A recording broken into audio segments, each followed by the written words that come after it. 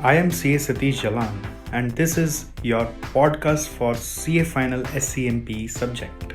When I teach, I believe that students should not just learn or focus on the concepts. They must be able to relate the concepts with the surroundings that they are living in. My objective of teaching is not just to bring good marks in the exams of students, but also to add some real life values in the life of the students so that they are able to live a happy life post their qualification of CA as well. This is what I am revered for by most of my students. In this podcast, we are going to talk about the concepts that you need to know and remember continuously before going to your main exam. तो चलिए आइए हम शुरू करें total quality management TQM। Total माने होता है सबका साथ चाहिए यहाँ पर एम्प्लॉय के साथ और मैनेजमेंट के साथ मिलके क्वालिटी को अचीव करेंगे। क्वालिटी मतलब यहाँ पे मेन बोला गया है कस्टमर सेटिस्फैक्शन। जो मेन गोल है टोटल क्वालिटी मैनेजमेंट का वो है कस्टमर सेटिस्फैक्शन। और टोटल मतलब एक और बात होती है कि आपको खाली सिर्फ कस्टमर जो चाहता है वो नहीं देखना, टोटल एरियाज़ जितने एरियाज़ ऑफ इम्प्रूवमेंट हो सकते हैं सब कुछ देखना है। टोटल क्वालिटी मैनेजमेंट में सबसे पहले मैं आपको सिखाने जा रहा हूँ कॉस्ट ऑफ क्वालिटी के बारे में। कॉस्ट ऑफ क्वालिटी में आपको ध्यान रखना है there are 4 types of cost of quality. One is appraisal cost, another is prevention cost. इन दोनों को मिला के हम लोग बोलते हैं कॉस्ट ऑफ गुड क्वालिटी, या फिर आप इनको बुलाते हैं कॉस्ट ऑफ कन्फॉर्मेंस। और फिर 2 कॉस्ट और है, internal failure cost, external failure cost, जिसको हम बुलाते हैं कॉस्ट ऑफ पुअर क्वालिटी और कॉस्ट ऑफ नॉन कन्फॉर्मेंस। सो फिर से समझिए, 4 कॉस्ट ऑफ क्वालिटी है, प्रिवेंशन, अप्रेजल जिसको कॉस्ट ऑफ कन्फॉर्मेंस बुलाते हैं, और दूसरा है कॉस्ट ऑफ नॉन कन्फॉर्मेंस जिसको हम लोग बुलाते हैं इंटरनल फेलियर और external failure cost. So cost of quality का concept actually Philips Crosby and Joseph Juran, नाम याद रखिए, Philip Crosby and Joseph Juran ने बनाया था। इन्होंने बताया कि अगर आप अपने ऑर्गेनाइजेशन में क्वालिटी मैनेजमेंट प्रिंसिपल्स फॉलो नहीं करते हो तो आपके यहाँ पे कॉस्ट ऑफ नॉन कन्फॉर्मेंस बहुत हाई होता है, जिसको कम करने का एक ही तरीका है कि आप कॉस्ट ऑफ कन्फॉर्मेंस को बढ़ाइए। कॉस्ट ऑफ कन्फॉर्मेंस बढ़ाते चाहिए तो कॉस्ट ऑफ नॉन कन्फॉर्मेंस घटता जाएगा। इन्वर्सली रिलेटेड है और इट्स लाइक जितना चीनी डालो उतना मीठा। इसलिए हम लोगों को कॉस्ट ऑफ कन्फॉर्मेंस को कहीं ना कहीं जाके रोकना पड़ता है, लिमिट करना पड़ता है, और थोड़ा सा नॉन कन्फॉर्मेंस को बियर करना पड़ता है। ऐसा लेवल जहाँ पर आपका overall cost of quality minimum आता हो और जहाँ पर थोड़ा डिफेक्ट लेवल भी हम बर्दाश्त करें और कॉस्ट ऑफ कन्फॉर्मेंस को भी कम रख पाएँ, उसे हम कहते हैं optimum quality cost. So optimum cost of quality आपको एक टॉलरेबल लेवल ऑफ डिफेक्ट्स बताता है, जहाँ पर इंटरनल फेलियर कॉस्ट भी रहता है और कॉस्ट ऑफ कन्फॉर्मेंस भी रहता है। यानी इंटरनल फेलियर के साथ साथ एक्सटर्नल फेलियर कॉस्ट भी रहता है और कॉस्ट ऑफ कन्फॉर्मेंस भी रहता है, यानी अप्रेजल प्रिवेंशन भी रहता है। यानी चारों कॉस्ट रहते हैं और ओवरऑल कॉस्ट वहाँ पे मिनिमम होता है और कुछ डिफेक्ट भी रहते हैं। ओके, ज़ीरो डिफेक्ट पाना ऐसे ही संभव नहीं होता, उसको पाने के लिए हम लोगों को बहुत ज़्यादा कॉस्ट ऑफ कन्फॉर्मेंस पे खर्चा करना पड़ता है। तो एग्जांपल बोल देता हूँ अप्रेजल कॉस्ट का कुछ। It can be inspection cost of any sort of material, process और finish goods. Okay, any review cost, even audit cost will come under appraisal cost. Then prevention is routine repair and maintenance. Quality circles में training होती है। जापानी culture था quality circle, यानी वो लोग एक डिस्कशन ग्रुप बनाते थे जिसमें बैठ के क्वालिटी में इम्प्रूवमेंट कैसे लाए उसके बारे में डिस्कस करते थे वो। और इंटरनल फेलियर का एग्जांपल हो गया cost of scrap, rework. Okay, and external failure का एग्जांपल हो गया warranty, repairs, replacement. Okay, travel cost to visit sites with faulty products, etc. So this is basically, you can say, optimum cost of quality thing. Okay, इसके ऊपर sums भी हम लोग काफ़ी करते हैं जिसमें आपको लिस्ट ऑफ आइटम्स दिया हुआ होता है और चुनना पड़ता है कि internal failure, external failure, prevention, appraisal कौन सा है। दूसरा तरह का क्वेश्चन हो सकता है कि आपको वो क्वेश्चन पूछेगा ये आपके CNU सिलेबस के दिव्य जड़ी बूटी बुक में भी हम लोग देखे हैं ऐसा क्वेश्चन, जिसमें आपको पूछ रहा है कि पहले कॉस्ट ऑफ क्वालिटी बोलकर हम लोग क्या क्या खर्च करते थे और बाद में कॉस्ट ऑफ क्वालिटी में हम लोग क्या क्या खर्च कर रहे, तो दोनों का इंक्रीमेंटल से आपको नेट सेविंग्स निकालना है। जैसे आप एक्स्ट्रा अप्रेजल करके, एक्स्ट्रा प्रिवेंशन करके हो सकता है फेलियर कॉस्ट में सेविंग्स ला रहे हो, तो नेट सेविंग्स क्या आ रहा है इंक्रीमेंटली आपको देखना पड़ता है।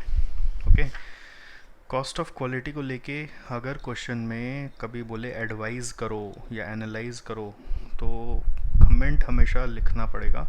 और कमेंट जस्ट खाली फाइनेंशियल रीज़न पे नहीं होगा, नॉन फाइनेंशियल रीज़न पे आपको हाईलाइट करना है। फाइनेंशियल रीज़न में आप जैसे इंक्रीमेंटली अगर आपने देखा कि क्वालिटी इम्प्लीमेंट करने से सेविंग्स नहीं आ रहा है, तो आप तो ऑब्वियसली यही बोलोगे कि फाइनेंशियली क्वालिटी प्रोग्राम इम्प्लीमेंट करना वायबल नहीं है।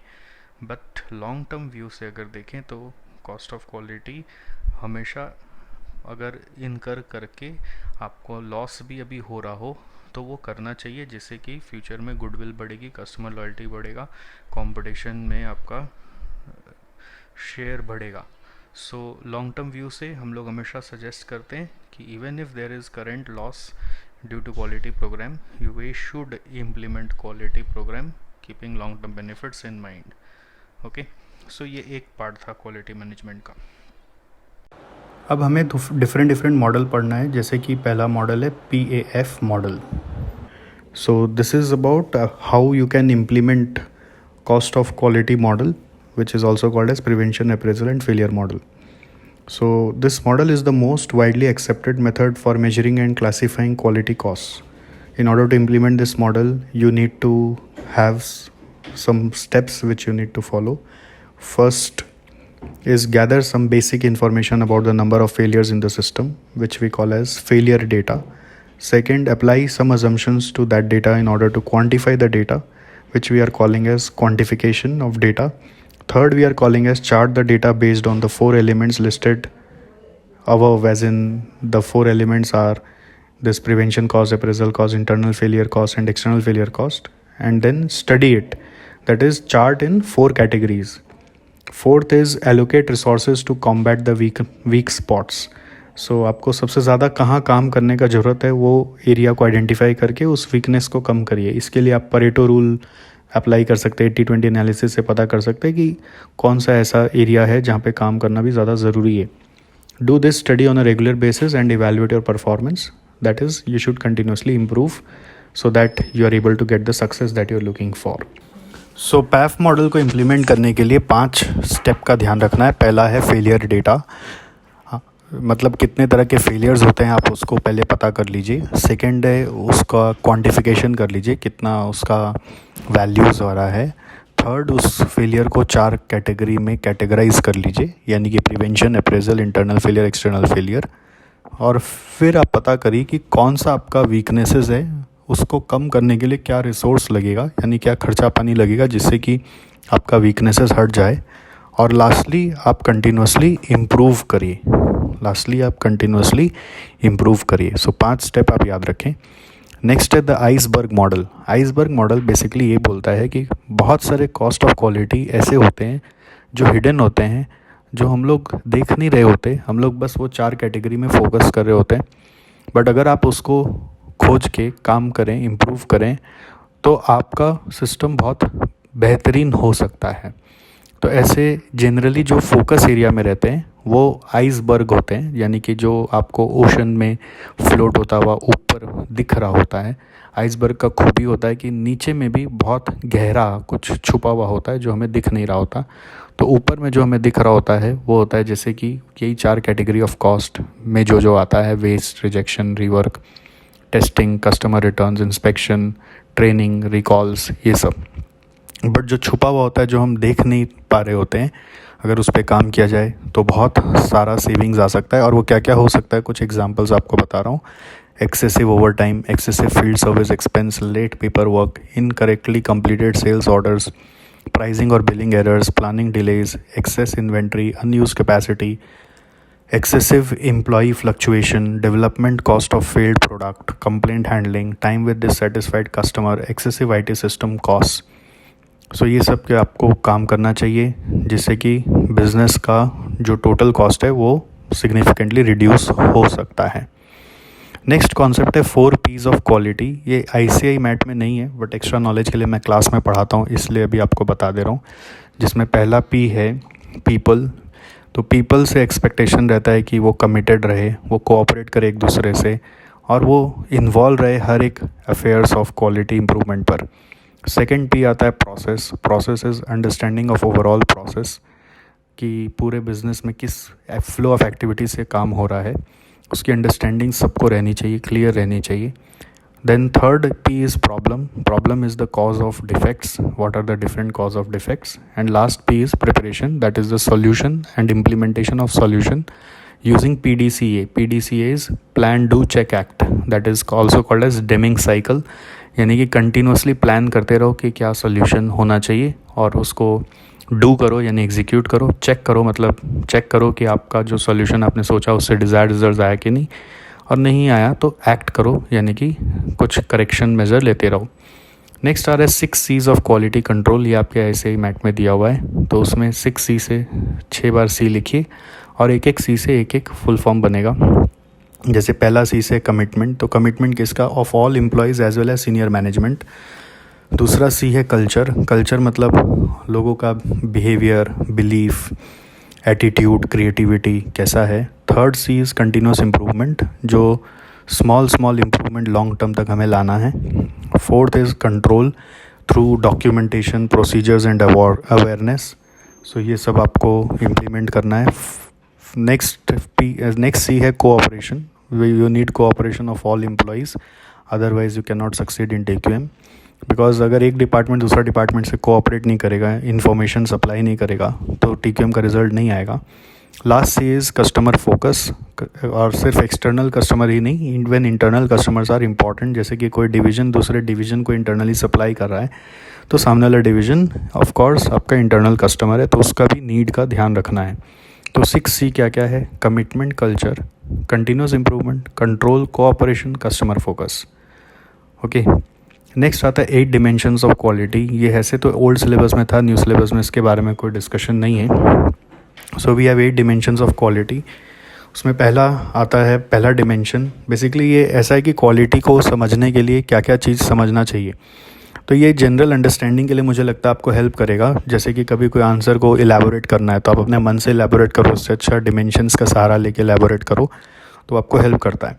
इसलिए ये आपको जानना चाहिए। पहला पॉइंट है इसमें परफॉर्मेंस, मतलब किसी भी प्रोडक्ट की क्वालिटी में परफॉर्मेंस वाला डिमेंशन होना चाहिए। मतलब जिस चीज़ के लिए प्रोडक्ट ख़रीदा गया है वो फीचर उस प्रोडक्ट में होना ही चाहिए। जैसे कि मोबाइल फ़ोन है, बात करने के लिए, तो बात तो उसमें होना ही चाहिए। ऐसा नहीं कि सिर्फ कैमरा काम करेगा और मोबाइल फ़ोन का जो बात करने का टॉकिंग फ़ीचर है वो काम नहीं करेगा। सेकेंड डिमेंशन होता है फीचर्स। फीचर्स मतलब हम लोग बोलना चाहते हैं कुछ एडिशनल फीचर्स भी हो तो क्वालिटी अच्छा लगता है, कि प्राइमरी कैरेक्टरिस्टिक जो है वो तो है, प्लस एडिशनल फीचर भी हो तो अच्छा लगता है। तो पहला था परफॉर्मेंस, जिसमें हम प्राइमरी का बात कर रहे हैं। दूसरा था फीचर्स, जिसमें हम एडिशनल फीचर्स की बात कर रहे हैं। तीसरा है एस्थेटिक्स। एस्थेटिक्स मतलब लुक्स, डिज़ाइन कैसा है, फिज़िकल टच में वो कैसा दिखा रहा है, लुक्स कैसा अपील कर रहा है। फोर्थ डायमेंशन है reliability, that means it should not fail when required. Fifth dimension है सर्विसेबिलिटी, कि easy to repair and maintenance होना चाहिए। सिक्स्थ है ड्यूरेबिलिटी, मतलब लाइफ भी अच्छा होना चाहिए। सेवेंथ है कन्फॉर्मेंस, मतलब स्टैंडर्ड्स को मीट करे, जो आपने बताया था प्रोडक्ट बेचते वक्त वो एग्जैक्टली उसमें मीट करे।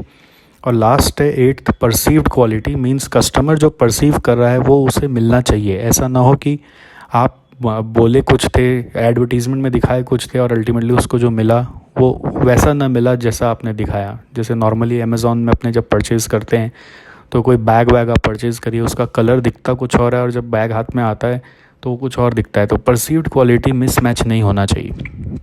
इसको याद रखने के लिए एक निमोनिक्स भी है, स्क्रैप PDF, SCRAP PDF। तो मैं आपको हेल्प करता हूँ। स्क्रैप में S है सर्विसेबिलिटी, C है कन्फॉर्मेंस, R है रिलायबिलिटी, A है एस्थेटिक्स, P है परफॉर्मेंस, फिर PDF का P है तो P for perceived quality, D for durability and F for features. इस तरह से आप याद रख सकते हैं स्क्रैप PDF। इससे क्या होगा, एक बहाना मिल गया कि कभी भी क्वालिटी के बारे में कुछ लिखना है तो आप आराम से लिख पाएंगे। ओके, नेक्स्ट आ रहा है डेमिंग्स 14 point methodology.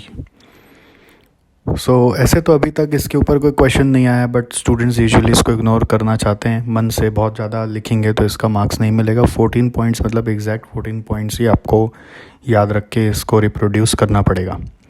So let us understand first. पहला है create constituency of purpose for improving products and services, जिसमें आपको लॉन्ग टर्म क्वालिटी के ऊपर फोकस करना है। सो इधर कीवर्ड है improving products and services. Second है adopt the new philosophy. New philosophy is customer will be first not at last. Customer को सबसे पहले ध्यान में रख के सोचो। थर्ड है cease dependence on inspection to achieve quality. मतलब बहुत ज़्यादा इंस्पेक्शन प्रोसेसेस पे डिपेंडेंस नहीं रखकर आप प्रोसेस को इतना इम्प्रूव कर दीजिए कि आपको इंस्पेक्शन की ज़रूरत ना पड़े। नंबर डी है end the practice of awarding business on price alone. Instead minimise total cost by working with a single supplier. इसका मतलब ये हो रहा है कि आप बिजनेस में हर समय ये सोचते हैं कि प्राइस बढ़ा बढ़ा के हम कमाएं, उससे अच्छा आप कॉस्ट कम करके कमाने का सोचो। प्राइस बढ़ा के कमाने से कस्टमर को तकलीफ़ होता है, उससे अच्छा प्राइस सेम रख के कॉस्ट कम करके कमाने का सोचो। और इसलिए टोटल कॉस्ट को एनालाइज करो, सिर्फ इनिशियल कॉस्ट के बारे में मत सोचो। ऐसा कोई स्टेप आप मत लो जिससे कि आपका इनिशियली कॉस्ट कम पड़े बट बाद में कॉस्ट ज़्यादा हो। उसके लिए डेमिंग ने एग्जांपल दिया कि आप एक सिंगल सप्लायर से काम करके देख सकते हैं, जिससे कि क्या होगा, वो लॉन्ग टर्म में आपके साथ जुड़ेगा, उसको वॉल्यूम मिलेगा, उसको फ़ायदा मिलेगा, तो वो आपको फ़ायदा देगा, तो अल्टीमेटली आप दोनों का फ़ायदा होगा। बहुत सारे सप्लायर से काम करोगे, अभी शॉर्ट टर्म में सस्ता लगेगा बट फिर बाद में वो क्वालिटी अच्छी नहीं देंगे तो लॉन्ग टर्म में महंगा हो जाएगा। तो इसलिए यहाँ पे कहना है कि कॉस्ट को कम करिए, ना कि आप सिर्फ और सिर्फ प्राइस को बढ़ाइए। फिफ्थ पॉइंट है improve constantly and for ever every process for planning production and service. So quality management is not working on a single process, it's about improving each and every process, and for that you can use PDCA or Kaizen. Next sixth point आ रहा है institute training on the job. Worker को काम करते करते training भी देते रहिए। Learn from one another, reduce variations. देखिए कुछ मैं इसमें एक्स्ट्रा अपने तरफ से बता रहा हूँ जो डेमिंग ने नहीं लिखा है, बट मैं एक्सप्लेनेशन समझा रहा हूँ आपको। अब डेमिंग जी ने अपना बताया है डेफिनेटली कि इसका कैसे होना चाहिए, कि एक पॉइंट का बहुत बड़ा एक्सप्लेनेशन दिया है। मैं उसको शॉर्ट में बता रहा हूँ और इंस्टीट्यूट मैट में नहीं लिखा हुआ है, बट फिर भी मैं समझाने के लिए कुछ एक्स्ट्रा वर्ड्स बोल रहा हूँ। नेक्स्ट 7 पॉइंट आता है अडॉप्ट एंड इंस्टीट्यूट लीडरशिप। इसका मतलब होता है डोंट जस्ट सुपरवाइज, आप उनको थोड़ा मोटिवेट करिए, लीडर के तरह काम करिए, ना कि बिजनेस के बॉस के तरह। लीडर क्या करता है, सबको मोटिवेट करता है और खाली डांटता फटकारता नहीं है, सबको सिखाता है, उनकी कमियों को उन्हें बताकर उन्हें पॉजिटिव तरीके से इम्प्रूव कराने पे हेल्प करता है। और इनफैक्ट आप भी अपने सुपरवाइजर्स को लीडर बनाइए, ना कि एक बॉस बनाइए। नेक्स्ट पॉइंट आ रहा है 8 point drive out fear. Allow them to share ideas, make them feel valued, keep your seniors approachable so that there can be discussions, healthy environment everywhere. 9th point है break down barriers between staff areas so that internally teamwork can be seen, सब एक दूसरे से बात कर सके। Next आता है eliminate slogans, exhortations and targets for the workforce. exhortation मतलब होता है प्रेशराइज करना बहुत ज़्यादा। पहले के ज़माने में वर्कर लोग से काम कराने के लिए कुछ वो लोग स्लोगन यूज़ करते थे कि ये होगा तो वो मिलेगा, ऐसा कुछ। तो वो कभी कभी बहुत प्रेशरफुल हो जाता था लोगों के लिए, वर्कमैन लोगों के लिए।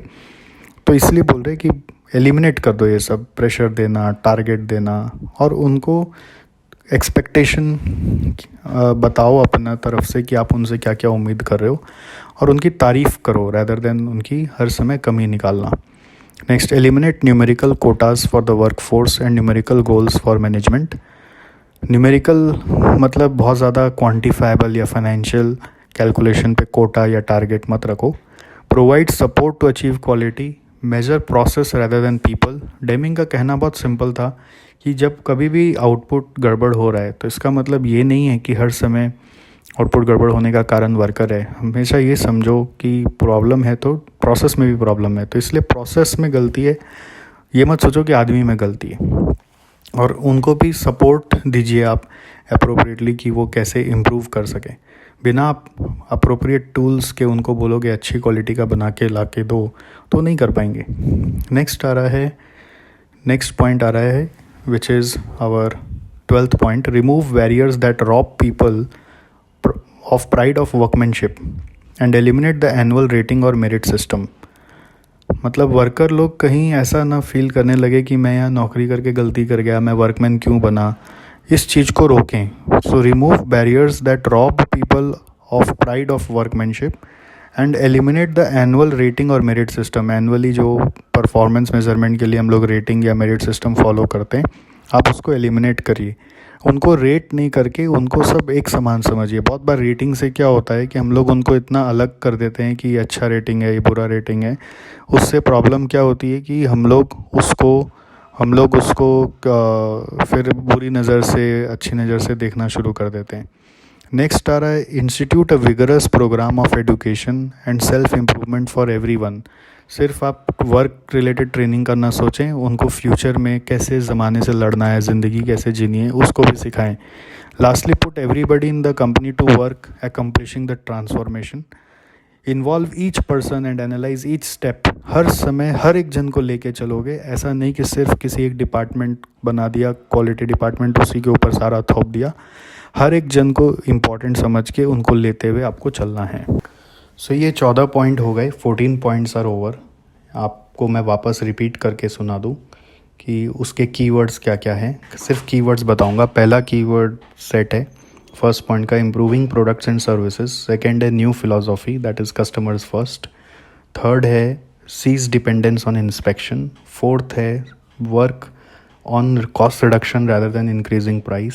फिफ्थ है improve every process constantly. Sixth है institute training on the job. Seventh है लीडरशिप इंस्टीट्यूट करिए। एट्थ है फियर को हटाइए। नाइन्थ है बैरियर्स बिटवीन स्टाफ एरियाज़ को हटाइए। टेंथ है स्लोगन्स, एग्जॉर्टेशंस एंड टारगेट्स को हटाइए। 11th है न्यूमेरिकल कोटाज को हटाइए। 12th है प्राइड ऑफ वर्कमैनशिप को मत छीनिए और एनुअल मेरिट सिस्टम और रेटिंग सिस्टम को हटाइए। 13th है एजुकेशन दीजिए। 14th है सबको लेके चलिए इन ट्रांसफॉर्मेशन। नेक्स्ट आ रहा है PDCA साइकिल। PDCA साइकिल में P का फुल फॉर्म है प्लान, D है डू, C है चेक, A है एक्ट। इसको डेमिंग साइकिल भी बोलते हैं। ये साइक्लिकल प्रोसेस है, कंटिन्यूसली चलता रहेगा। प्लान मतलब प्रॉब्लम डिफाइन करिए। डू मतलब सॉल्यूशन खोजिए और इम्प्लीमेंट करिए। चेक मतलब देखिए कि जो रिज़ल्ट आना था वो आया कि नहीं आया, डिविएशन आया तो कितना का आया। और लास्टली एक्ट मतलब रेक्टिफिकेशंस करिए अगर कोई एडवर्स डिविएशन आया तो। सो ये आपका छोटा छोटा TQM का टॉपिक्स हो गया। मेन इसमें 14 पॉइंट्स ऑफ आपका डेमिंग है, जिसमें बेसिक यूज़ ये है कि आप क्वालिटी के बारे में भी लिख पाओ। अब डायरेक्ट अगर कभी कोई केस स्टडी बना दिया इस 14 पॉइंट के ऊपर तो आपको एग्जैक्ट 14 पॉइंट्स भी लिखने पड़ सकते हैं। इसका दो यूज़ हो सकता है, एक तो डायरेक्ट क्वेश्चन भी हैंडल हो जाएगा और दूसरा कभी क्वालिटी के बारे में कुछ ऐसी भूमिका बनानी है, इंट्रोडक्शन लिखना है, कुछ भी इलैबोरेशन करना है, तो अननेसेसरी अपना मन से कुछ भी लिखने के बजाय आप ये सब पॉइंट्स को आंसर में डाल सकते हो। ओके, नेक्स्ट टॉपिक आ रहा है बिजनेस एक्सेलेंस मॉडल्स। सो बिजनेस एक्सेलेंस क्या होता है? Business excellence is a philosophy for developing and strengthening the management systems and processes of an organization to improve performance and create value for stakeholders. So इसमें क्या कर रहे हैं? Strengthening कर रहे हैं। क्या चीज़ का? मैनेजमेंट सिस्टम्स एंड प्रोसेसेस का। किस लिए कर रहे हैं? To improve performance and to create value for stake holders. यहाँ पे फोकस किसी शेयर होल्डर पे नहीं है, यहाँ पे फोकस स्टेक होल्डर्स पे है। इस अप्रोच का एसेंस है, essence of this approach is to develop quality management principles, जिससे कि ओवरऑल एफिशिएंसी ऑफ ऑपरेशंस बढ़े, वेस्ट मिनिमाइज हो और एम्प्लॉई लॉयल्टी बढ़े। एंड इसके साथ साथ इसका मेन काम यही है कि इस तरह का कोई कल्चर बनाया जाए जिससे एम्प्लॉई लॉयल्टी बढ़े और हम जो भी काम अपने ऑर्गेनाइजेशन में करें हर एक चीज़ में माहिर हो, एक्सेलेंस लाकर काम करें in everything that an organisation does. So business excellence क्या है? एक सोच है, एक फ़िलॉसफ़ी है, जिसमें हम लोग क्या कर रहे हैं? मैनेजमेंट सिस्टम एंड प्रोसेसेस को स्ट्रेंथन कर रहे हैं। किस लिए कर रहे हैं? टू इम्प्रूव परफॉर्मेंस और इससे क्या लाना चाहते हैं, वैल्यू फॉर स्टेक होल्डर्स लाना चाहते हैं। इसका एसेंस क्या है कि ऐसा क्वालिटी मैनेजमेंट प्रिंसिपल्स बनाओ जिससे ओवरऑल एफिशिएंसी ऑफ ऑपरेशंस आ पाए, वेस्ट मिनिमाइज हो पाए, और सबसे इम्पॉर्टेंट इसमें एम्प्लॉय लॉयल्टी को बढ़ाओ, जिससे कि हम लोग जो भी कुछ ऑर्गेनाइजेशन में करें वो सब बेस्ट टू बेस्ट ही हो रहा हो। There are several business excellence model around the world, जिसमें आपको 5 नाम आपके इंस्टीट्यूट पढ़ा रहे हैं। पहला है European foundation of quality management excellence model, जिसको हम लोग EFQM फ्रेमवर्क भी बोलते हैं। सेकेंड है Baldrige criteria for performance excellence. Third है Singapore business excellence framework. Fourth है Japan quality award model. And fifth है Australian business excellence framework. So पहला इसमें है EFQM excellence model. The EFQM model is a practical, non-prescriptive tool that enables organization to understand the cause and effect relationship between what their organization does and the results it achieves. So EFQM framework में cause effect समझाया गया कि क्या करने से क्या मिलेगा। ठीक है, तो सबसे पहले इन्होंने बोला है फंडामेंटल्स आपको पता होना चाहिए। There are 8 fundamentals. देन उसके बाद क्राइटेरिया एंड कंसेप्चुअल फ्रेमवर्क है। थर्ड है इसमें रडार फ्रेमवर्क। 3 पार्ट में इसको डिवाइड किया गया है। पहला फ्रेमवर्क है फंडामेंटल, दूसरा फ्रेमवर्क है क्राइटेरिया कंसेप्चुअल फ्रेमवर्क, और तीसरा है रडार फ्रेमवर्क। फंडामेंटल्स में देर आर 8 पॉइंट्स। ये 8 पॉइंट्स बेसिकली आपका स्ट्रेटेजिक प्लान्स को दर्शाता है कि आपको 8 पॉइंट में अपना स्ट्रेटजीज़ को सजाना है। सो 8 पॉइंट क्या क्या है मैं आपको साथ 1-1 करके रीड कर रहा हूँ। पहला है एडिंग वैल्यू टू कस्टमर्स, दूसरा है क्रिएटिंग अ सस्टेनेबल फ्यूचर, तीसरा है डेवलपिंग ऑर्गेनाइजेशनल कैपेबिलिटी, चौथा है हार्नेसिंग क्रिएटिविटी एंड इनोवेशन, पांचवा है leading with vision inspiration and integrity, छठा है मैनेजिंग विथ एजिलिटी, सेवेंथ है succeeding through the talent of people, और आठवां है सस्टेनिंग आउटस्टैंडिंग रिजल्ट्स। अब मैं एक एक करके सबका मतलब बताता हूँ। एडिंग वैल्यू फॉर कस्टमर्स का मतलब है what customer needs, quality, availability, support, experience. Second है क्रिएटिंग अ सस्टेनेबल फ्यूचर, इसके लिए क्या क्या करना पड़ता है, social, environment, safety standards, no child labour, no pollution. Then developing organisational capability आती है, उसमें हम लोगों को अपने यहाँ पे R&D से, इनोवेशन से, टेक्नोलॉजी एडवांसमेंट से प्रोडक्ट में डिफरेंशिएशन क्रिएट करने की क्षमता लानी पड़ती है। नेक्स्ट आ रहा है हार्नेसिंग क्रिएटिविटी एंड इनोवेशन, इसके लिए आपका ऑर्गेनाइजेशन का शेयरिंग नॉलेज का कल्चर होना चाहिए।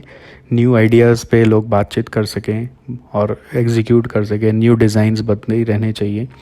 Next leading with vision inspiration and integrity का मतलब है कि जो लीडर है वो एथिकल इंसान होना चाहिए, उसकी स्ट्रेटजी भी क्लियरली डिफाइंड होनी चाहिए, उसके थॉट्स भी क्लियर होने चाहिए। मैनेजिंग विद एजिलिटी का मतलब है कि मैनेजमेंट जो भी हमारा हो वो इतना समझदार हो कि वो कोई भी अपॉर्चुनिटीज़ छोड़े नहीं और कोई भी थ्रेट का सामना कर पाए। Then succeeding through talent of people का मतलब है कि आपके एम्प्लॉयज़ का स्किल्स वेल डेवलप्ड होना चाहिए, उनसे टीम वर्क करवाइए, उनको रिवॉर्ड्स दीजिए और ऑर्गेनाइजेशन गोल को लिंक करिए पर्सनल गोल से। नेक्स्ट सस्टेनिंग आउटस्टैंडिंग रिजल्ट्स में आप जो भी रिजल्ट्स ला पाते हैं आज अच्छा है अगर वो, तो हर समय वो ला पाएँ उसका सोचें। तो ये 8 पॉइंट का मैंने मीनिंग समझा दिया। याद रखने के लिए एक निमोनिक्स मैंने बनाया था कि अगर मेरे में कभी टैलेंट हुआ, मैं अपने लिए सोचा था कि मुझ में कभी टैलेंट हुआ तो मैं इतने पैसे कमाऊंगा कि ओला में बैठ के Calcutta cricket and football club घूम के आऊँगा। CCFC नाम का कैलकाटा में एक क्लब है, Calcutta cricket and football club घूम के आऊँगा। रईसों का क्लब है, हर कोई जा नहीं पाता इसमें। अगर मुझ में कभी टैलेंट हुआ तो ओला में बैठ के CC&FC घूम के आऊँगा। तो टैलेंट से आपको एक की पॉइंट मिल गया, टैलेंट ऑफ पीपल। ओला में OLA है तो O से आउटस्टैंडिंग रिजल्ट्स, L से लीडरशिप, A से एजिलिटी। फिर CCFC है तो पहला C से कस्टमर, दूसरा C से कैपेबिलिटी, F से फ्यूचर, सस्टेनेबल फ्यूचर, F से और C से है क्रिएटिविटी। तो टैलेंट हुआ तो ओला में बैठ के CCFC घूम के आएंगे। इस तरह से 8 पॉइंट याद रखा जा सकता है, वापस सुने आपको ध्यान आएगा। नेक्स्ट देन है क्राइटेरिया कंसेप्चुअल फ्रेमवर्क, जिसमें ये फ्रेमवर्क EFQM फ्रेमवर्क बोलता है there are 5 enablers and 4 results. 5 enablers में 5 चीज़ हैं जिनके ऊपर आपको काम करना है, जैसे कि लीडरशिप, नेक्स्ट आपको काम करना है पीपल, नेक्स्ट आपको काम करना है स्ट्रेटजी, नेक्स्ट आपको काम करना है पार्टनरशिप एंड रिसोर्सेज पे, नेक्स्ट आपको काम करना है प्रोसेसेस, प्रोडक्ट्स एंड सर्विसेज पे। 5 चीज़ें एक बार फिर से बोलते हैं। लीडरशिप, लीडरशिप किस चीज़ पे लगाओगे? 3 चीज़ पे लगाओगे। इसका एक फ्लो की तरह याद रखोगे ना, आपको याद रहेगा। लीडरशिप 3 चीज़ पे लगाओगे। एक है पीपल पे, यानी आदमी पे, यानी आदमी को मोटिवेट करोगे, उनके अचीवमेंट्स को रिकॉग्नाइज करोगे, उनको पर्सनल ग्रोथ लाने का भी मौका दोगे, एडुकेशन दोगे, ना कि सिर्फ ट्रेनिंग। देन अपने पार्टनर्स एंड रिसोर्सेज का भी ध्यान रखोगे, टेंजिबल इंटेंजिबल एसेट्स जो आपके पास है उसकी हिफाजत करोगे, वेंडर्स का सिलेक्शन केयरफुली करोगे, ठीक है। और ये सब करेगा कौन? लीडर करेगा। लीडर कौन होगा? ऐसा इंसान जिसमें लीडरशिप स्किल्स हो, एथिक्स हो, करेक्ट डिसीजन लेने की क्षमता हो, करेक्ट समय पर डिसीजन ले सके, और कोड ऑफ कंडक्ट अपना कुछ बना के, कोर प्रिंसिपल्स बना के, ऑर्गेनाइजेशन के व्यू पॉइंट से बना के अपना उसको फॉलो करे, और लोगों को मोटिवेट करे, अच्छे रिसोर्सेज अरेंज करे, और एक अच्छा विजन, मिशन और स्ट्रेटजी यदि उसकी हो जिसको वो डेवलप करके इम्प्लीमेंट कर पाए। ऐसे प्रोसेसेस पर, ऐसे प्रोडक्ट्स पर, ऐसे सर्विसेज पर जो कि स्टेक होल्डर्स के लिए या कस्टमर्स के लिए वैल्यू एडिंग हो और कंटिन्यूसली उसको इम्प्रूव करता चले, तो 4 तरह के रिजल्ट्स आते हैं। People results, customer results, society results, business results. तो पीपल रिजल्ट्स में एम्प्लॉय टर्नओवर रेट कम हो जाएगा, एम्प्लॉय टिकेगा आपके पास, और सेटिस्फैक्शन रेट उसका बढ़ जाएगा। कस्टमर रिजल्ट्स में मार्केट शेयर बढ़ेगा, उनका सेटिस्फैक्शन रेशियो बढ़ेगा, लॉयल्टी बढ़ेगा। सोसाइटी रिजल्ट्स में CSR गोल्स आपके अचीव होंगे, सोसाइटी आपसे खुश रहेगा। और ओवरऑल फिर बिजनेस रिजल्ट्स यानी कि फाइनेंशियल्स, यानी कि शेयर होल्डर्स, आपके प्रॉफिटेबिलिटी रेशियोज़ या रिस्क रेशियोज़, जो आपके कैपिटल रिस्क रेशियोज़ होते हैं, फाइनेंशियल रिस्क रेशियोज़ होते हैं, लिवरेज रेशियोज़ वगैरह, वो सब आपके बेटर हो जाएंगे। तो एक बार फिर से बोलें, 5 इनेबलर है, 4 रिजल्ट है। 5 इनेबलर में एक अच्छा लीडर आदमी को मोटिवेट करेगा, पार्टनरशिप पे काम करेगा, अच्छे स्ट्रेटजी के साथ नए नए प्रोडक्ट्स बनाएगा, वैल्यू एडिंग प्रोडक्ट्स कंटिन्यूसली बनाएगा और इम्प्रूव करेगा प्रोसेस, प्रोडक्ट्स एंड सर्विसेज को। तो 4 तरह का रिजल्ट आएगा: people result, customer result, society result और बिजनेस रिजल्ट। हर रिजल्ट को मेज़र करने के लिए KPI चाहिए, वो है employee turnover rate, market share, satisfaction ratio of customers. Society के लिए KPI है CSR का परसेंट या CSR गोल्स अचीव हो रहा है कि नहीं।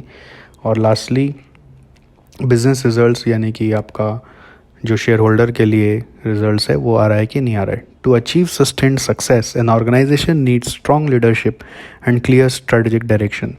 They need to develop and improve their people, partnerships, and processes to deliver value-adding products and services to their customers.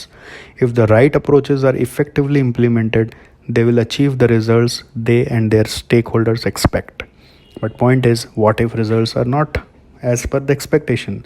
Then it's radar framework, RADAR, radar assessment framework. So this model has been given by our EFQM only, where they are trying to figure out what if the desired results have not come. So first is required results. Radar mein R is required results. Then second is they are saying plan and develop approaches. So second mein A is approach. What are the new approaches that we need in order to get our desired results? Third is deploy. D for deploy. Deploy the new approaches. Fourth is assess and refine. Assess and refine means now again assess and see whether you have been achieving your required results or not. If not, then refine your approach. So RADAR. R is for required results, A is for approaches, D is for deploy, फिर A and R is for assess and refine. Next, Baldrige criteria for performance excellence. Baldrige criteria for performance excellence. इसको ही actually India में टाटा ने भी adopt किया था, तो उसने भी अपना एक मॉडल बना लिया था, Tata business excellence model. But बाल्ड्रिज criteria actually US का मॉडल है, ये सेकंड मॉडल है। पहला था यूरोप का, European foundation of quality management का, और अब ये दूसरा आ रहा है Baldrige criteria for performance excellence.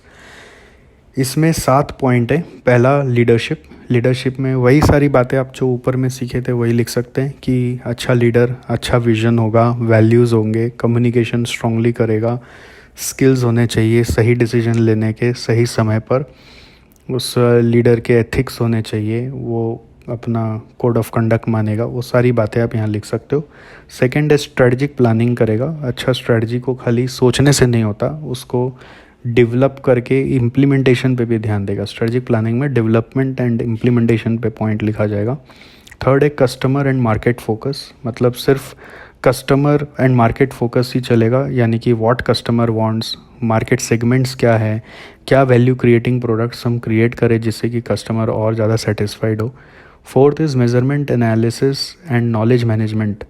इसका मतलब है कि आपको क्या क्या चीज़ से अपने ऑर्गेनाइजेशन का परफॉर्मेंस मेज़र करना है, वो सब आपको पता होना चाहिए। फ्यूचर में आप क्या रिज़ल्ट चाहते हो, फ्यूचर प्रोजेक्शन आपका क्या है, वो आपको पता होना चाहिए। कैसे इन्फॉर्मेशन आप विड्रॉ करोगे ऑर्गेनाइजेशन में, उसका सिस्टम होना चाहिए। And you should also learn from the information that you are getting. So this is measurement analysis and knowledge management. Fourth हो गया ये। फिफ्थ आ रहा है workforce.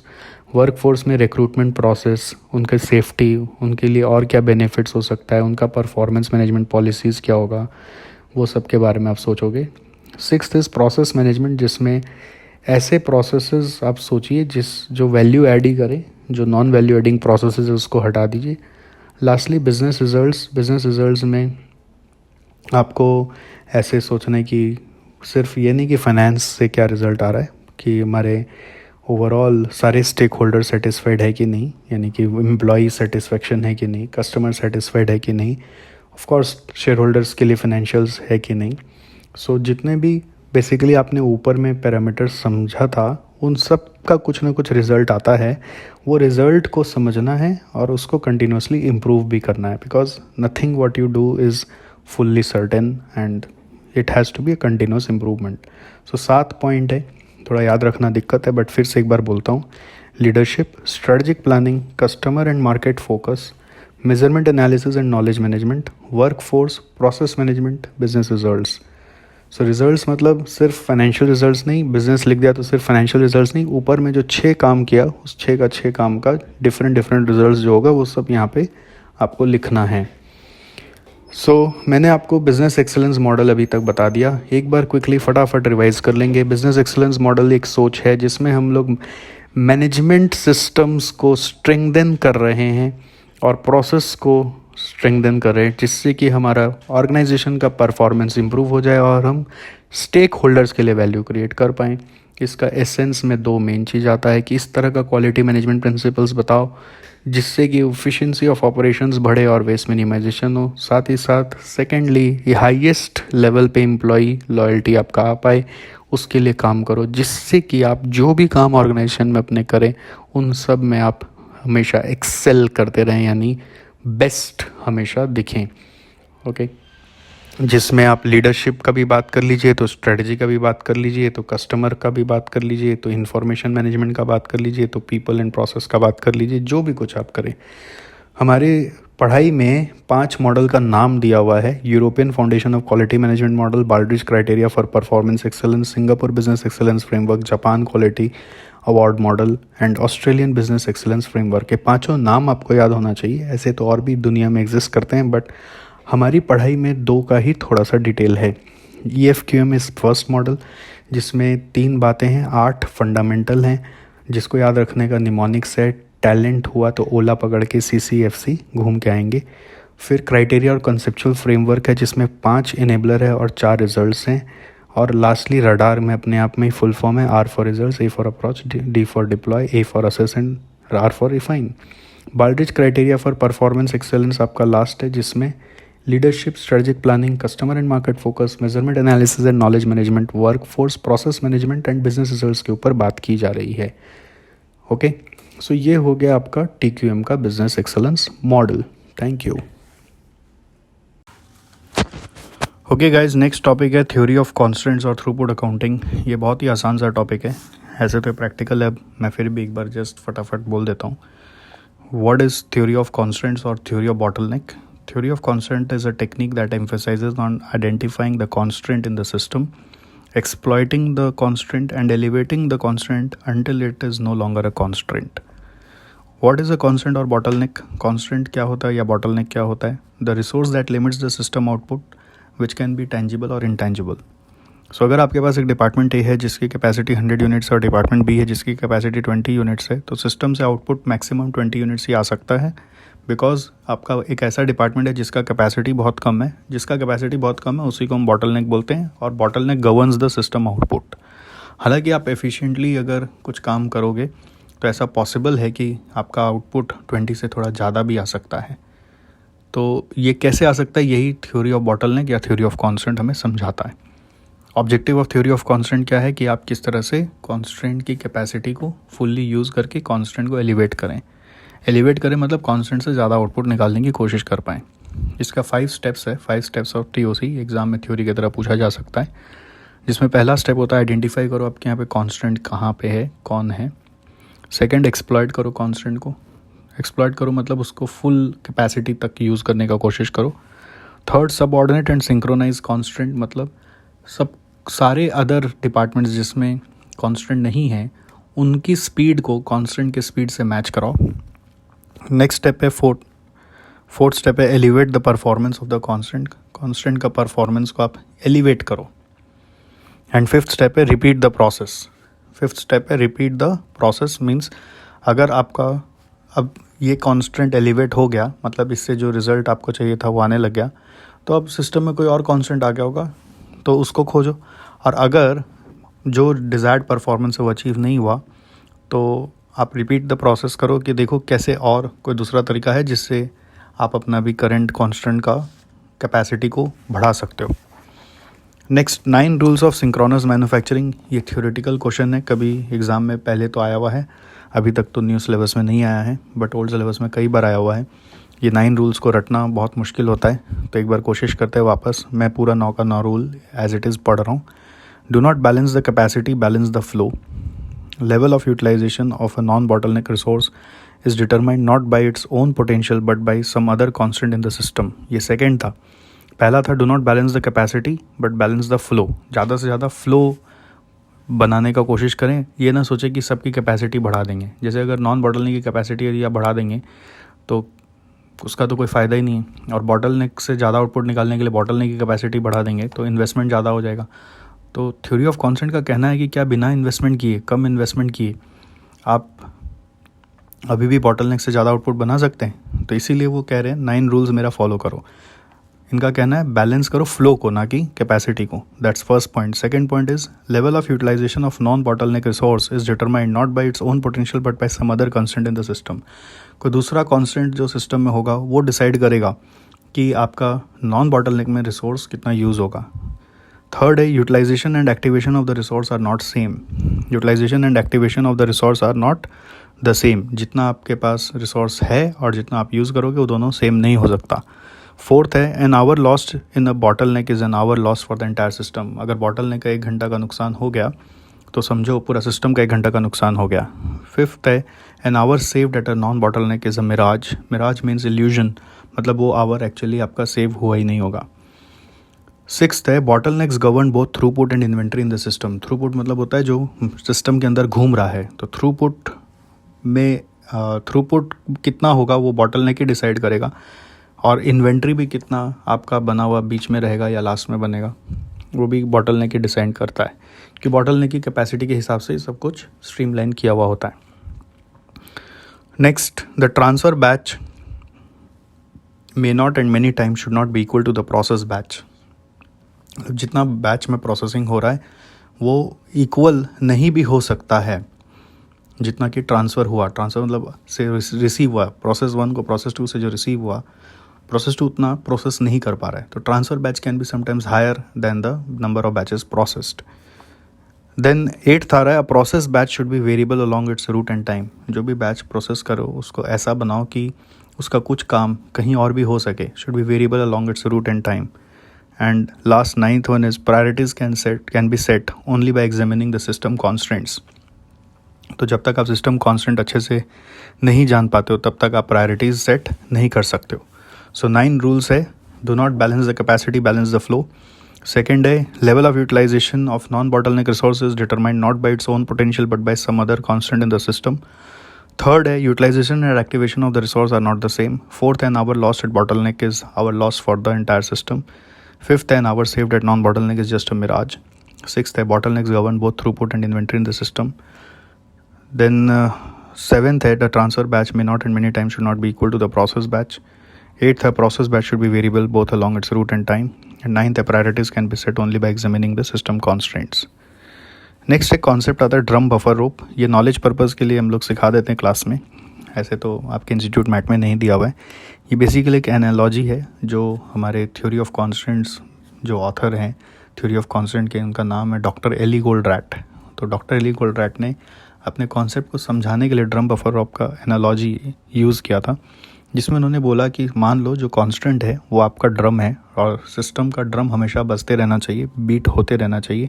Drum should never stop its beat. And drum को continuously beat करते रहने के लिए, यानी कांस्टेंट को हमेशा काम करवाते रहने के लिए, उसमें कोई भी आइडल ड्रम ना है, इसलिए उसके पहले थोड़ा सा बफर रखना चाहिए. बफर मीन्स सरप्लस जो उसके पास पहले से पड़ा हुआ है, कि जैसे ही उसका काम ख़त्म होगा बफर को यूज़ करना शुरू करेगा. और जैसे ही ज़रा सा बफर ख़त्म हो, ओके, वैसे ही रोप एक टाई किया हुआ रहेगा फ्रॉम दिस कॉन्स्ट्रेंट और bottleneck to the non bottleneck department, जिससे कि उनको सिग्नल मिल जाए कि यहाँ पे बफर कंज्यूम होना शुरू हो गया, अब आप प्रोडक्शन करना शुरू कर दीजिए. और वो इतना स्ट्रीमलाइंड होता है कि जैसे जैसे बफर कंज्यूम होता जाएगा वैसे वैसे वहाँ से प्रोडक्शन होके आता जाएगा. इसका एक बेस्ट एग्जांपल जनरली मैं देता हूँ, हमारे आसपास जो वाटर प्यूरीफायर मशीन होता है, ठीक है, उसमें अगर वाटर स्टोर किया हुआ रहता है, आप देखना, तो जो वाटर स्टोर किया हुआ वो बफर है. ओके, जैसे ही आप पानी निकालते हो एक गिलास उसमें से, तो जैसे ही पानी निकालते हो वैसे ही क्या होता है, उसका एक सेंसर रहता है जो सिग्नल भेज देता है कि नया पानी लेके आओ. तो जैसे जैसे आप पानी निकाल रहे होते हो वैसे वैसे ही वो पीछे से सिग्नल दे दिया होता है कि तुम नया पानी बनाना शुरू करो. तो नया पानी बनाना शुरू कर रहा है, मतलब वो नॉन बॉटलनेक को इंस्ट्रक्शन दे रहा है कि मेरा बफर ख़त्म हो रहा है और बफर मेरा एक लेवल बनाया हुआ बफर का, वो बफर तक मेरे को अचीव करके हमेशा रहना है. तो जैसे ही उसका क्वांटिटी कम होता है बफर का, यानी स्टोरेज का क्वांटिटी कम होता है, वैसे ही सिग्नल दे दिया जाता है कि आप वहाँ पर अब नया पानी बनाना शुरू करिए. सो इसको, ये जो सिग्नलिंग सिस्टम है, इसी को अपने बोलते हैं रोप. ये सिग्नलिंग सिस्टम को हम लोग बोलते हैं rope. So there is concept of drum buffer rope. Drum माने कांस्टेंट जो हमेशा बीट करते रहना चाहिए, यानी कि उसमें हमेशा काम होते रहना चाहिए. बफर मतलब surplus inventory before the constant, so that कभी भी वहाँ पे आइडल टाइम ना आए किसी भी कारण से. और रोप मतलब सिग्नलिंग, जिससे कि जैसे जैसे बफर कंज्यूम होगा वैसे वैसे नॉन बॉटलनेक को पता चलना चाहिए कि अब नॉन बॉटलनेक को प्रोड्यूस करना शुरू करना है. Next, 3 measures of performance. There are 3 measures of performance जो हमारा थ्रूपुट अकाउंटिंग या थ्योरी ऑफ कॉन्स्टेंट्स हाईलाइट करता है.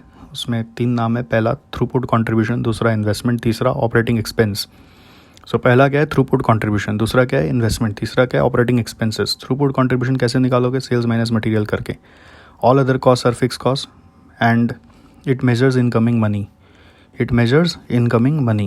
All other costs are assumed as fixed cost. It measures incoming money. यहाँ पर थ्योरी ऑफ कांस्टेंट में हम लोग वेरिएबल कॉस्ट मतलब सिर्फ मटेरियल ही समझते हैं. क्या समझते हैं, वेरिएबल कॉस्ट मतलब सिर्फ और सिर्फ मटेरियल ही समझते हैं, बाकी सारा कॉस्ट को फिक्स कॉस्ट समझ लेते हैं. यानी कि लेबर और वेरिएबल ओवरहेड भी यहाँ पे फिक्स कॉस्ट समझा जाता है. नेक्स्ट है इन्वेस्टमेंट्स. इन्वेस्टमेंट्स मतलब हो गया आपका investment in facilities, equipment, building, research and development cost. ध्यान रहे R&D कॉस्ट ऐसे तो फिक्स कॉस्ट लगता है, बट ये इन्वेस्टमेंट माना गया. Stock of raw material. So investment indicate करता है कितना मनी आपका इन्वेस्टमेंट हो चुका है, यानी कि सिस्टम में टाई अप हो चुका है. Money tied up in the system is investment. Third है ऑपरेटिंग एक्सपेंसेस. ऑपरेटिंग एक्सपेंसेस में बाकी सब एक्सपेंसेस आ गए, जैसे कि labour, variable overhead, rent, utilities, depreciation etcetera. These are all assume to be fixed in nature and this is the money leaving the system. तो 3 measure of performance है. जैसे नॉर्मली हम लोग के प्रॉफिट स्टेटमेंट में सेल्स माइनस वेरिएबल कॉस्ट करके contribution आता है, वैसे हमारे यहाँ पर सेल्स माइनस मटेरियल करके थ्योरी ऑफ कांस्टेंट में थ्रूपुट कंट्रीब्यूशन आता है. सेल्स माइनस वेरिएबल कॉस्ट नहीं है यहाँ पर, सेल्स माइनस मटेरियल है equal to throughput contribution. Basically यहाँ पे मटेरियल ही ओनली वेरिएबल कॉस्ट माना गया है. फिर लेस फिक्स कॉस्ट करके जैसे प्रॉफिट आता है, वैसे यहाँ पे लेस बोलते हैं ऑपरेटिंग एक्सपेंस करके प्रॉफिट। तो इनकम स्टेटमेंट का यहाँ पे एक फॉर्मेट है, क्या है एक बार फिर से बोल रहा हूँ, सेल्स माइनस मटेरियल करके throughput contribution, throughput contribution minus operating expenses जो सारे फिक्स एक्सपेंसेस को रिप्रेजेंट करते हैं, इक्वल टू प्रॉफिट। बट ये वाला जो ऑपरेटिंग एक्सपेंस है इसमें लेबर और वेरिएबल ओवरहेड भी घुस गया है, ध्यान रखना। ओके, सो ये प्रॉफिट स्टेटमेंट हो गया आपका। नेक्स्ट आता है परफॉर्मेंस रेशियोज़। थ्रूपुट अकाउंटिंग के कुछ परफॉर्मेंस रेशियोज़ हो सकते हैं, जैसे कि एक ROI निकाला जा सकता है, हालांकि इसके ऊपर कभी क्वेश्चन नहीं आया, वो है profit divided by investment. Basic calculation, profit as per the profit statement of throughput accounting divide by investments. Next आता है प्रोडक्टिविटी रेशियो और throughput accounting ratio of products. किसी प्रोडक्ट का थ्रूपुट अकाउंटिंग रेशियो क्वेश्चन में बहुत बार पूछा है, वो कैसे आता है, थ्रूपुट कंट्रीब्यूशन पर time period of bottleneck. Basically जो आप लोग की फैक्टर में सीखते हो ना, कंट्रीब्यूशन पर आवर और contribution per unit of key factor, वैसे ही थ्रूपुट कंट्रीब्यूशन पर टाइम पीरियड ऑफ बॉटलनेक आपको लेना है, यानी per unit of key factor आपको लेना है। डिवाइड करना है उसको conversion cost per time period of bottleneck से, डिवाइड करना है conversion cost per time period of bottleneck से। कन्वर्जन कॉस्ट इंडिकेट कर रहा है कि कितना आउटफ्लो हो रहा है उस प्रोडक्ट को बनाने में, और थ्रूपुट कंट्रीब्यूशन इंडिकेट कर रहा है कि कितना इनफ्लो आ रहा है उस प्रोडक्ट को बनाकर। सो जब इनफ्लो आउटफ्लो से ज़्यादा है तो प्रोडक्ट वायबल है, यानी कि जब ये रेशियो का वैल्यू ग्रेटर देन 1 है तो प्रोडक्ट वायबल है, अदरवाइज ये प्रोडक्ट बनाना वायबल नहीं है। फिर एक और वर्किंग पूछते हैं कभी कभी, product return per time period. Product return मतलब थ्रूपुट कंट्रीब्यूशन पर time period means divided by time that will it take, that this product will take in bottleneck. So it's nothing but throughput contribution per time period of bottleneck. Next, throughput contribution का use हम लोग करते हैं कई बार to deal with scenario of multiple product and multiple key factors. Multiple product मतलब जैसे आपको 3 product बनाने हैं, और मल्टीपल की फैक्टर मतलब सोचिए आपके यहाँ पर 3 मशीन है, machine X, machine Y, machine Z। ये तीनों मशीन में आवर्स लिमिटेड है, आपको जितना चाहिए उतना नहीं मिल रहा है, तो 3 की फैक्टर और 3 प्रोडक्ट बनाने हैं। तो नॉर्मली की फैक्टर सिनेरियो में हम लोग बोलते हैं रैंकिंग करके एलोकेशन कर लो, बट यहाँ पे हम रैंकिंग किससे करें, मशीन A से करें कि मशीन B से करें कि मशीन C से करें, 3 मशीन है हमारे पास, तीनों की फैक्टर है। तो थ्रूपुट अकाउंटिंग का कॉन्सेप्ट बोलता है, एक काम करो, आप तीनों मशीन का पहले आवर्स रिक्वायर्ड को निकाल लो, आवर्स अवेलेबल आपको मालूम है, रिक्वायर्ड इज़ टू अवेलेबल का रेशियो निकाल लो। इस रेशियो का नाम भी थ्रूपुट अकाउंटिंग रेशियो है। थ्रूपुट अकाउंटिंग में जो भी रेशियो निकाल रहा है उसका नाम थ्रूपुट अकाउंटिंग रेशियो है, बट ये रेशियो रिसोर्स का निकाला जा रहा है। ऊपर में जो रेशियो बताया था वो प्रोडक्ट का था, जो प्रोडक्ट का इनफ्लो आउटफ्लो को कंपेयर कर रहा था। इनफ्लो मतलब थ्रूपुट कंट्रीब्यूशन था और आउटफ्लो मतलब कन्वर्जन कॉस्ट था। बट अभी हम लोग कंपेयर कर रहे हैं रिसोर्स में जानने के लिए कि कौन सा हमारा एक्चुअली बॉटलनेक है। तो उसके लिए हम लोग क्या करें, रिक्वायर्ड और अवेलेबिलिटी को कंपेयर करें। रिक्वायर्ड डिवाइड बाय अवेलेबिलिटी करने से पता चल रहा है कि किस पर्टिकुलर मशीन में हमारा रिक्वायरमेंट बहुत ज़्यादा है as compare to its availability. So ये थ्रूपुट अकाउंटिंग रेशियो निकालोगे by taking required divided by availability. जिसका भी रेशियो हाईएस्ट आ रहा है, मान लेना वही आपका एकमात्र की फैक्टर है जिसको आप बॉटलनेक बोल सकते हो। बॉटलनेक को हम लोग जनरली बुलाते कंस्ट्रेंटों का कॉन्स्ट्रेंट, या फिर हम लोग बुलाते की फैक्टरों में जो सबसे बड़ा की फैक्टर है। अगर मेरे सामने 3 की फैक्टर है तो इनमें से सबसे बड़ा की फैक्टर जो है वही हमारा बॉटलनेक है। तो सबसे बड़ा की फैक्टर यानी कि बॉटलनेक को आइडेंटिफाई करो, कैसे, जिसका थ्रूपुट अकाउंटिंग रेशियो हाईएस्ट है। थ्रूपुट अकाउंटिंग रेशियो मतलब रिक्वायरमेंट बाय अवेलेबिलिटी का वैल्यू जिसका हाईएस्ट है, उसको आप की फैक्टर मानो। की फैक्टर वो तभी है जब रिक्वायरमेंट ज़्यादा है अवेलेबिलिटी से, यानी ratio must be greater than 1। Ratio less than 1 है मतलब वो की फैक्टर ही नहीं है, उसको तो इग्नोर ही कर देना। रेशियो ग्रेटर देन 1 है मतलब वो की फैक्टर है। अब 1 से ज़्यादा में जिसका सबसे हाईएस्ट है वो एकमात्र की फैक्टर है। अब आपके पास 3 प्रोडक्ट है और एक ही की फैक्टर माना जाएगा जिसका TR हाईएस्ट है। नाउ आप TR हाईएस्ट वाला कोई 1 एंड ओनली की फैक्टर मान के या बॉटलनेक मान के फिर रैंकिंग करके एलोकेशन कर सकते हो। रैंकिंग मतलब थ्रूपुट कंट्रीब्यूशन निकालोगे per unit of that bottleneck जो आपने TR हाईएस्ट से पता किया। सो इसका स्टेप्स एक बार रिपीट कर दूं। स्टेप नंबर 1 क्या है, थ्रूपुट अकाउंटिंग रेशियो निकाल लेना है, जिसको अपने की फैक्टर रेशियो, क्रिटिकल रेशियो भी बुलाते हैं, रिक्वायरमेंट बाय अवेलेबिलिटी करके। A resource is a key factor only if its TR is greater than 1. Step number 2, select the resource with highest TR. Step number 3, assume the resource with highest TR is the only key factor or the bottleneck. Now the situation is reduced to single key factor and multiple products. Step 4, rank the products in relation to throughput contribution per unit of bottleneck. And step 5, allocate the available resource to the products in order of the rank. So throughput accounting में दोस्त इतना ही है। अब एक बार आप और सुन सकते हैं अगर आपको कोई भी दिक्कत आई हो तो। Thank you. Okay, so I am doing supply chain management with you. Supply chain management में पहला आप जानिए सप्लाई चेन मतलब क्या है। सप्लाई चेन का मतलब होता है network of different companies which are basically business to business model acting as buyer and supplier within the industry, within the same industry, okay, that design, produce, deliver and service the products। कितना काम होता है उनका वो समझ लिया आपने। Then आता है supply chain management. Supply chain management में वर्ड मैनेजमेंट आने से कहाँ पे क्या फ़र्क पड़ता है वो बता रहा हूँ। मैनेजमेंट आने से हम लोग बोलते हैं कि एक तो आप अपने सप्लाई चेन को, अपने इंडस्ट्री के सप्लाई चेन को पहचानो और उसको ऑप्टिमाइज़ करो। ऑप्टिमाइज़ करने का मतलब है कि अगर ज़रूरत पड़े तो आप जिससे ख़रीदते हो वो काम आप करो, जिसको हम बैकवर्ड इंटीग्रेशन नाम से भी जानते हैं, या फिर आप जिसको बेचते हो यानी कि कस्टमर, वो काम भी आप कर सकते हो अगर आप जिसको बेचते हो वो एंड कंज्यूमर ना हो तो। जिसको अपने फॉरवर्ड इंटीग्रेशन बोलते हैं। तो you can do backward integration and forward integration to optimise your supply chain. Another, the main objective of giving you this chapter here is that you have to understand your own key business process। your own key business process में क्या क्या आता है मैं बाद में बताता हूँ। उस की बिज़नेस प्रोसेस में जो आपकी कंपनी करती है उसमें आप किस तरह से अपने बायर को, यानी कि आप जिससे बाय करते हो, ओके, यानी कि अपने सप्लायर को, और आप जिसे सेल करते हो यानी कि अपने कस्टमर को कैसे इंटीग्रेट करते हो so that you can add maximum value to your customers and other stake holders. Other stake holders में सबको आ गए, बाकी कस्टमर के अलावा जो हैं, supplier, employees, government, everyone else has come. So the main idea of supply chain management is to integrate your own business process with those of suppliers and customers so that there is smooth functioning of everything in your business process and there is no interruption।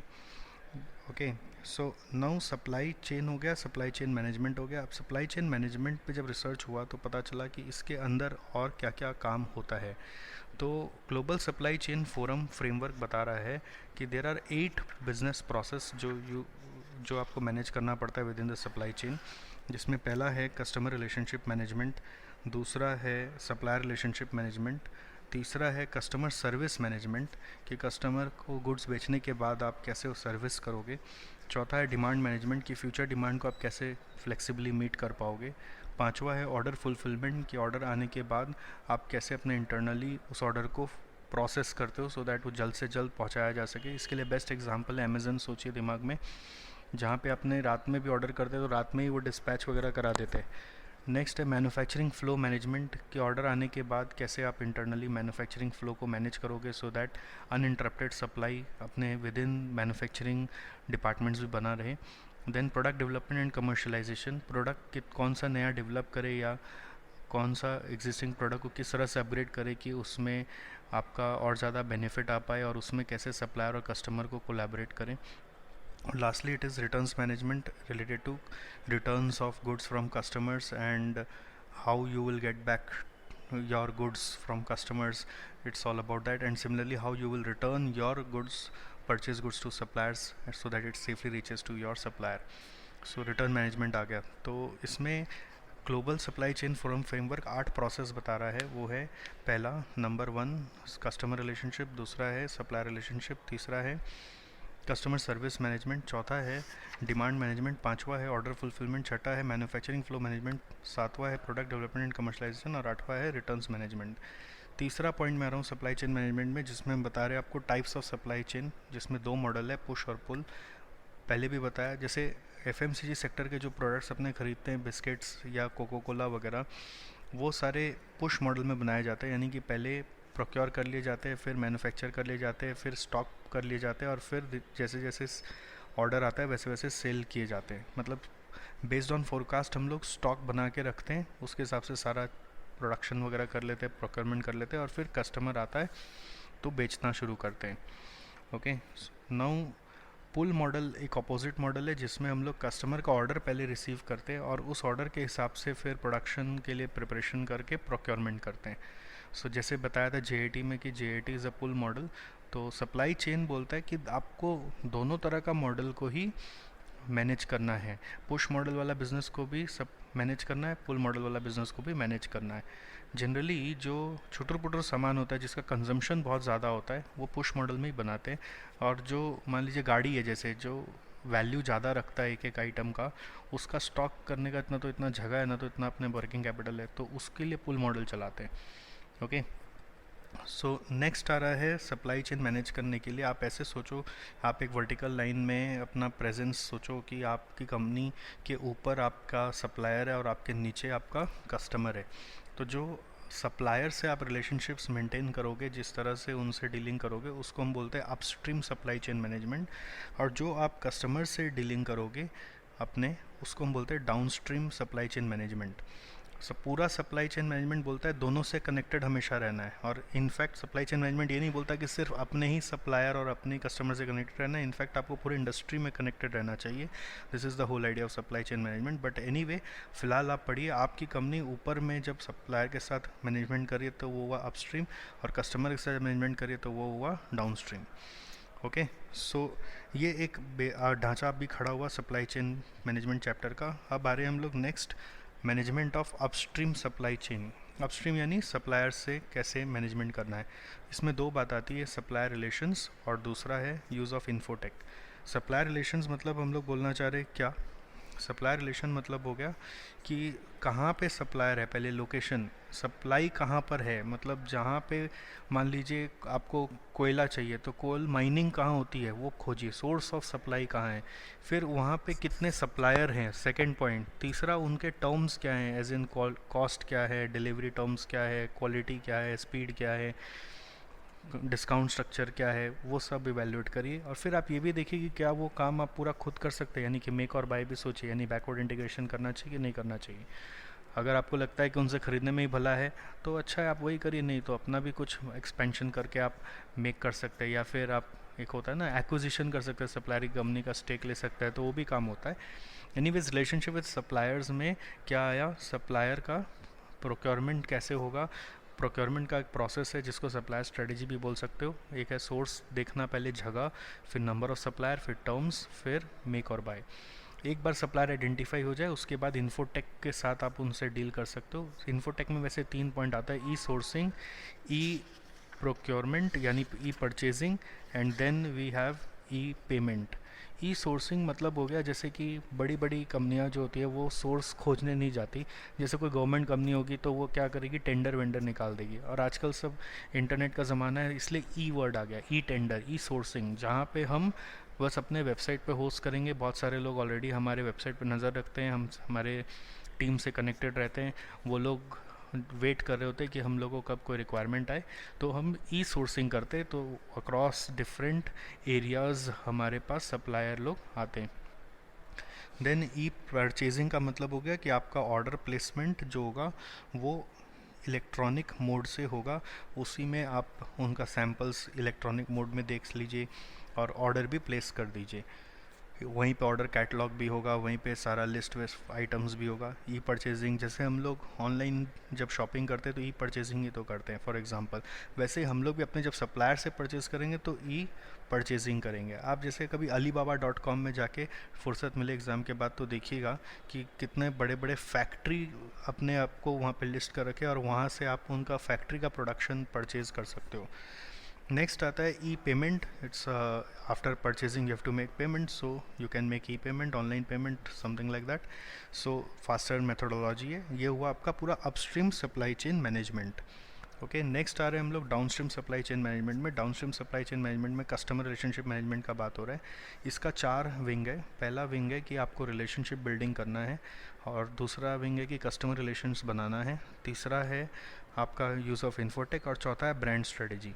तो 4 में पहला में आ गए कि relationship building करना है। तो relationship building लोग जनरली ये मिथ रखते थे कि रिलेशनशिप बिल्ड खाली कस्टमर से करना है, बट नहीं, ऐसा नहीं। रिलेशनशिप बिल्ड 6 मार्केट में जाके होता है, 6 मार्केट, 6 मार्केट्स है जिसमें रिलेशनशिप बिल्ड करना चाहिए, जिसमें पहला है कस्टमर, ऑफ कोर्स जो प्रोस्पेक्ट कस्टमर है, दूसरा है सप्लायर, सप्लायर से भी रिलेशनशिप बनाना चाहिए, तीसरा है आपका एग्जिस्टिंग कस्टमर्स, उनसे भी रिलेशन बरकरार रखना चाहिए, इसको अपने रेफरल मार्केट बोलते हैं। चौथा है रिक्रूटमेंट मार्केट, जैसे कि स्कूल, यूनिवर्सिटी, रिक्रूटमेंट एजेंसीज, जहाँ से आपको रिसोर्स मिलता है। पांचवा है इन्फ्लुएंस मार्केट, जैसे कि गवर्नमेंट एनालिस्ट्स, जिनके बातों से लोग इन्फ्लुएंस होके आपके पास आते हैं। जैसे एनालिस्ट से रिलेशन इसलिए बनाना है बिकॉज वो अगर रिव्यू कर देंगे आपकी कंपनी का परफॉर्मेंस अच्छा चल रहा है तो आप उनसे रिलेशन बनाओगे, तो वो कहीं ना कहीं वो इनडायरेक्ट बेनिफिट आपको देगा। ब्लॉग राइटर्स, आजकल नया इन्फ्लुएंशियल ग्रुप्स आ गया, blog writers, social media campaigners, ये सब जो इंडिपेंडेंटली कैंपेन करते हैं किसी कंपनी के लिए, तो ये इन्फ्लुएंस मार्केट है। Newspaper agencies, okay, government also. Then we have lastly internal market, which is nothing but our own staff. They are also someone whom you should build relationship with because they bring a lot of business sometimes to your organization and other resources as well. So 6 नाम एक बार फिर से दोहरा लीजिए: customer, supplier, existing customer any referral, then recruitment, then influence, and then internal. Then customer relationship management में आ रहे हैं। कस्टमर रिलेशनशिप मैनेजमेंट में हम लोग के पास 4 नाम है, जिसमें पहला नाम है कि 4 पॉइंट है बेसिकली। पहला पॉइंट है कि analysis of customers and their behaviour. आपको कस्टमर का एनालिसिस करना चाहिए और उसका बिहेवियर स्टडी करना चाहिए कि आपका कस्टमर का नीड क्या रहता है टाइम टू टाइम, उनका सेफ्टी नीड क्या है, सोशल नीड क्या है, वो किस ग्रेड ऑफ सोसाइटी को बिलोंग करते हैं, जोग्राफिकल लोकेशन क्या है, इंडस्ट्रियल है कि कमर्शियल है कि कंज्यूमर है। So you should do some analysis of your customer and their behaviour.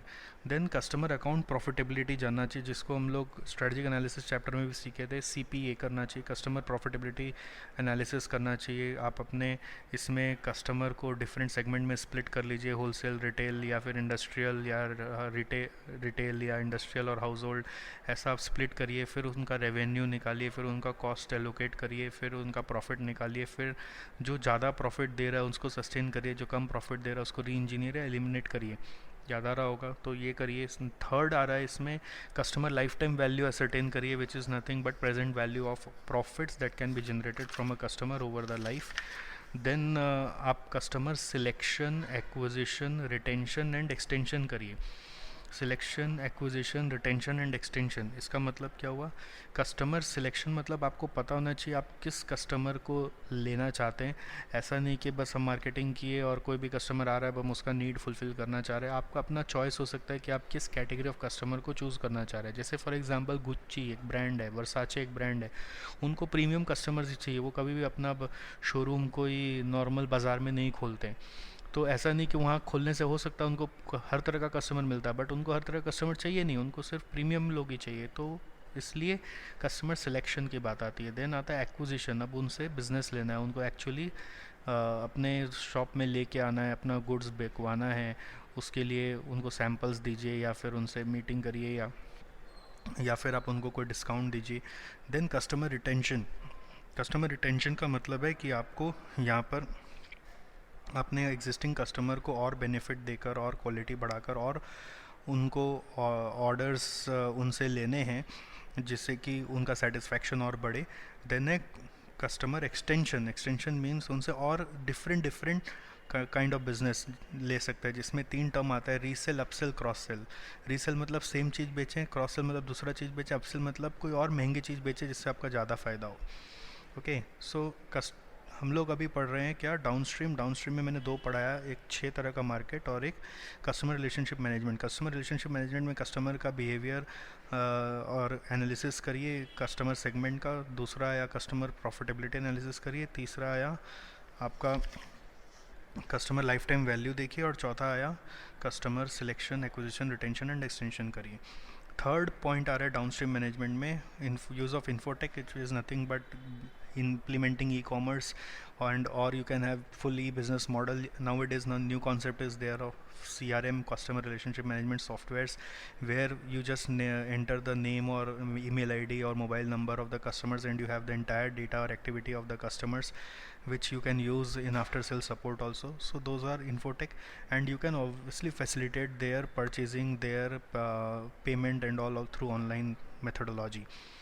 Lastly, there should be a brand strategy. When you're dealing with customers, you should have a logo, you should have a theme, you should have a tagline which will help customers to identify or distinguish your brand from others. So this will be reflected in all your activities, in your promotions, in your packaging, in your product, in your website. So that way the customers will start identifying you. Okay, so ये हुआ आपका पूरा downstream management तक. Next आ रहा है supply chain management में की बिजनेस प्रोसेस, जो एक ऑर्गेनाइजेशन का अपना होता है, जिसमें एक बेसिक आइडिया सोचो कि एक मैन्युफैक्चरिंग ऑर्गेनाइजेशन है जिसमें क्या काम होता होगा. वो प्रोक्योरमेंट करता है, मैन्युफैक्चर करता है और गुड्स को डिस्ट्रीब्यूट करता है. तो ये 3 बेसिक बिजनेस प्रोसेस हर मैन्युफैक्चरिंग ऑर्गेनाइजेशन में होते हैं. प्रोक्योर करो, मैन्युफैक्चर करो और डिस्ट्रीब्यूट करो. इसमें एक और पॉइंट बस डाल दिया गया, प्रोडक्ट डेवलपमेंट एंड कमर्शलाइजेशन. तो 4 पॉइंट मिला के की बिजनेस प्रोसेस होते हैं. इसमें आपको हर एक प्रोसेस का एक्टिविटी मालूम होना चाहिए. जैसे प्रोक्योरमेंट में आप पूरा अपस्ट्रीम लिख देना, डिस्ट्रीब्यूशन में आप पूरा डाउनस्ट्रीम लिख देना, और मैन्युफैक्चरिंग फ्लो मैनेजमेंट प्रोसेस में आप ऑर्डर फुलफिलमेंट के बारे में बोलना, थोड़ा JIT वगैरह के बारे में बोल देना, साइकिल टाइम कम कैसे हो उसके बारे में बोल सकते हो, शेड्यूलिंग, सपोर्टिंग, मशीन ऑपरेशंस कैसे होंगे, कैसे हैंडलिंग होगा, कैसे with in the organisation transportation होगा. एक्टिविटीज़ आपको पता होना चाहिए कि मैन्युफैक्चरिंग फ्लो मैनेजमेंट में क्या क्या होता है. Okay, and there should be a flexibility in manufacturing facility which is usually reflected through JIT principles. थोड़ा आप JIT का बात उठा के यहाँ लिख सकते हो. फिजिकल डिस्ट्रीब्यूशन में आप पूरा डाउनस्ट्रीम लिख सकते हो. और नेक्स्ट आ रहा है प्रोडक्ट डेवलपमेंट एंड कमर्शलाइजेशन, जिसमें आपको बताना है कि आपको हमेशा कस्टमर और सप्लायर से क्लोजली काम करना चाहिए, जो आपको आइडियाज़ दे नया प्रोडक्ट डेवलपमेंट का या फिर एग्जिस्टिंग प्रोडक्ट को अपग्रेड करने का, टेक्नोलॉजी भी एनहेंस करने का, जिससे कि आपको ज़्यादा फ़ायदा हो, आपका कस्टमर्स में भी आप वैल्यू एडिशन कर पाएँ, आपका सप्लायर से आपका रिलेशन भी बन पाए. उसमें कोलैबोरेटिव मीटिंग्स करिए, उनसे सजेशंस लीजिए. That is the only idea. Okay, तो इसमें एक ऑब्वियसली क्वेश्चन आता है कि क्यों एक सप्लायर को इंटरेस्ट आएगा, कस्टमर को इंटरेस्ट आएगा ये सब करने में, कि आपके साथ बैठ के सजेशन देगा. ये कस्टमर को इंटरेस्ट इसलिए आता है कि उसको लगता है कि अगर ऐसा कोई मेरे लिए कर दे तो मेरा फ़ायदा ज़्यादा हो जाएगा, मैं अपने बिज़नेस में फिर फ़ायदा कमा लूँगा. बट सप्लायर को क्या फ़ायदा होगा आइडियाज़ देकर, उसका तो गुड्स ऐसे भी बिक रहा है. सप्लायर के साथ ऐसा है कि उसको लगता है कि अगर मैं आइडियाज़ दे रहा हूँ, उसको इम्प्लीमेंट कर रहे हैं, तो मेरे से उनका रिलेशन बंधा रहेगा, वो कंटिन्यूसली फिर मेरे से ही काम करेगा. जैसे हमारे प्रिंटर्स होते हैं, हमें एक आइडियाज़ देते हैं सर ऐसा कलर का बुक छपाइए, ऐसे तरह का स्टाइल करिए, ये डिज़ाइन करिए, वो डिज़ाइन करिए, तो हम लोग करते हैं. इससे क्या होता है कि उसी सप्लायर से फिर हम हमेशा काम करना चाहते हैं. ये रिलेशनशिप बिल्डिंग एक्सरसाइज है, और इससे उनको भी रहता है कि हमारा आइडियाज़ यहाँ पे काम हो रहा है, तो मेरा काम करना आसान हो रहा है, तो उसके यहाँ कॉस्ट सेविंग हो रहा होगा, इसलिए वो करेगा. और सब कस्टमर इसलिए करेगा कि वो अपने कस्टमर से कमाएगा. So product development and commercialisation में. ओके, नेक्स्ट आ रहा है सर्विस लेवल अग्रीमेंट. एक टॉपिक है सर्विस लेवल अग्रीमेंट. जैसे ग्लोबल सप्लाई चेन प्रोसेस जब आपको बता रहा था, तो उसमें एक पॉइंट था कस्टमर सर्विस मैनेजमेंट, उसी को लेके आ रहा है service level agreement, which is basically a formal और informal contract entered into with your customers to provide them some after sales service which may have some kind of installation, or you can say replacement or refund. All those policies you can define there, and based upon which you can give them good satisfaction. जैसे Amazon वगैरह से अपने जब goods लेते हैं, तो आप देखिए गुड्स लेने के बाद आपको नहीं समझ में आया तो आप रिटर्न कर देते हो. रिटर्न करते हो तो उसमें पॉलिसीज़ डिफाइन रहती है, कितना दिन में रिटर्न करेंगे. अगर आपको कोई क्वेरी होता है तो वो क्वेरी कैसे सॉल्व होगा, वो सेलर सॉल्व करेगा कि अमेज़न में कोई दूसरा यूज़र सॉल्व करेगा. अगर आप कोई कंप्लेन लॉन्च करते हो तो कितना देर में वो रिस्पॉन्ड हो ही जाना चाहिए. उनका एक डिफाइंड रहता है कि आपका कॉल इतना देर में एड्रेस कर दिया जाएगा, आपको ईमेल का इतना देर में रिप्लाई कर दिया जाएगा. तो this are all called as SLA, service level agreement, which is an integral part of now it is supply chain. अगर ये सप्लाई चेन वगैरह पढ़ते हो ना, तो दिमाग में कोई ऐसा ही बड़ा कंपनी एप्पल, अमेज़न, फ्लिपकार्ट ये सब लेके सोचोगे तो आपको बहुत सारे एग्जांपल्स सेट होते हुए से दिखेंगे. आपके इंस्टीट्यूट मैट में एप्पल सप्लाई चेन मॉडल एक एग्जांपल बना के दिया हुआ भी है, वो कैसे अपना पूरा प्रोसेस मैनेजमेंट करता है. वॉलमार्ट को लेके भी एक एग्जांपल दिया हुआ है, वो भी आप देख सकते हैं. एक कॉन्सेप्ट है छोटा सा इसमें, गेन शेयरिंग अरेंजमेंट, जिसमें मैं वही बता रहा था कि अगर सप्लायर के इन्वॉल्वमेंट से हमारी कंपनी में कुछ फ़ायदा होता है, तो हम सप्लायर के साथ ऐसा अग्रीमेंट कर सकते हैं कि अगर हमारे यहाँ कुछ भी बेनिफिट हुआ या कॉस्ट सेविंग हुआ आपके कोई सजेशन से, तो उस सेविंग्स का कुछ हिस्सा हम आपको भी देंगे. ओके। तो इसका भी एक एग्जांपल आपके इंस्टीट्यूट मैट में चियांग इंटरनेशनल बोल के दिया हुआ है, हमारे मैट में भी मिल जाएगा, आप ज़रूर उसको पढ़ लें कि कुछ भी अगर हम लोग सेव कर पाए तो that would be shared. Okay, it can be also shared similarly with customers also if any ideas we if you are giving and we are able to implement and because of that we are able to earn something extra और save something, then we can share it together in some proportion. Lastly outsourcing है 11 number point हमारे mat का, तो मैं उसके हिसाब से ही बोल रहा था आपको।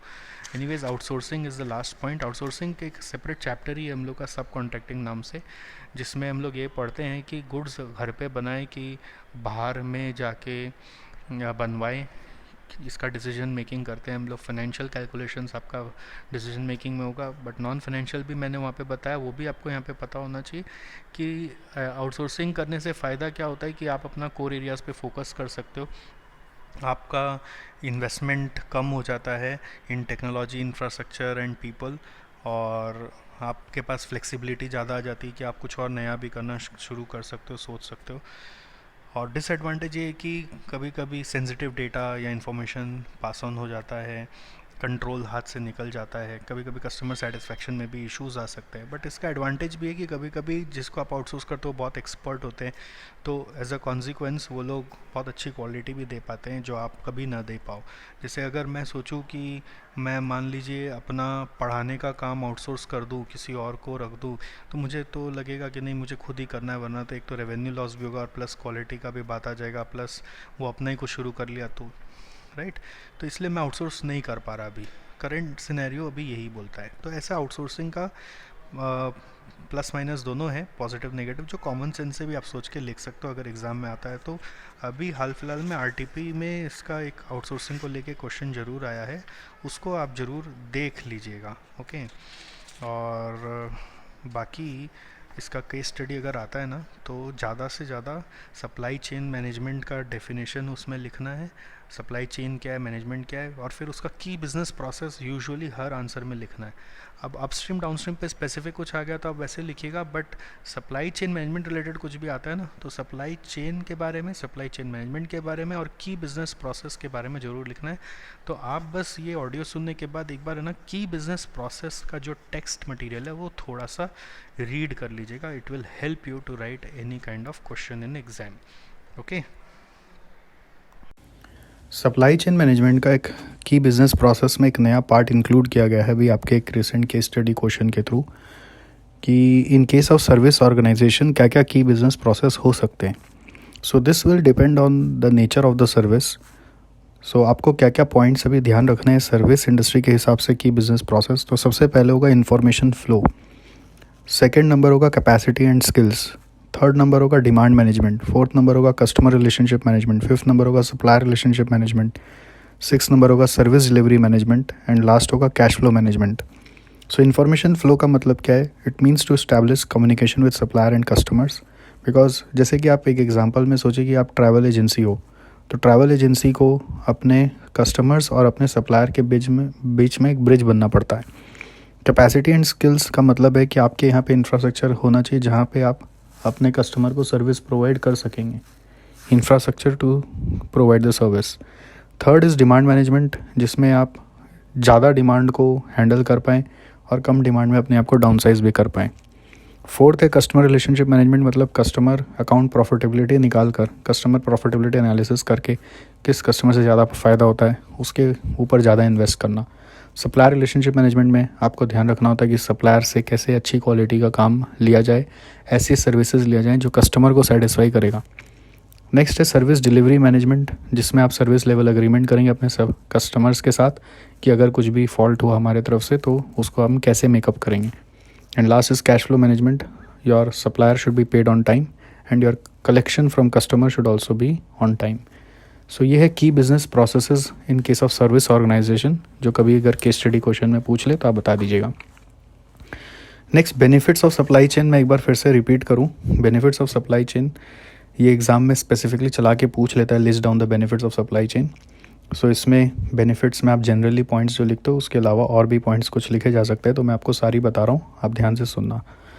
पहला इन्वेंटरी रिडक्शन, दूसरा है पर्सोनल रिडक्शन, आदमी को कम करो, तीसरा है प्रोडक्टिविटी इंप्रूवमेंट, चौथा है ऑर्डर मैनेजमेंट, पांचवा है फाइनेंशियल साइकिल इम्प्रूवमेंट, छठा है न्यू और इम्प्रूव्ड प्रोसेसेस, सातवां है कस्टमर रिस्पॉन्सिवनेस, आठवां है स्टैंडर्डाइजेशन, नौवां है फ्लेक्सिबिलिटी। और भी पॉइंट्स है। SCM आपका सप्लाई चेन मैनेजमेंट आपका वैल्यू चेन को इंटीग्रेट करता है। Basically supply chain management is also called as industry value chain. So it's basically integration of several value chains of industry levels. At industry level, if several value chain are connected together, it becomes a supply chain. Supply chain ensure करता है, next point है seamless flow of information and products between suppliers and customer. वो ensure करता है कि information और product easily supplier से customer तक जाते रहे. नेक्स्ट पॉइंट आता है supply chain management captures customer requirement to plan the production. Next आता है सप्लाई चेन मैनेजमेंट में suppliers supply as per the production plan, and इस सप्लाई चेन मैनेजमेंट से लॉजिस्टिक्स बहुत इफेक्टिव हो जाता है। और सप्लाई चेन मैनेजमेंट एक इंटीग्रेटेड ERP डेवलप करने के लिए भी हेल्प करता है।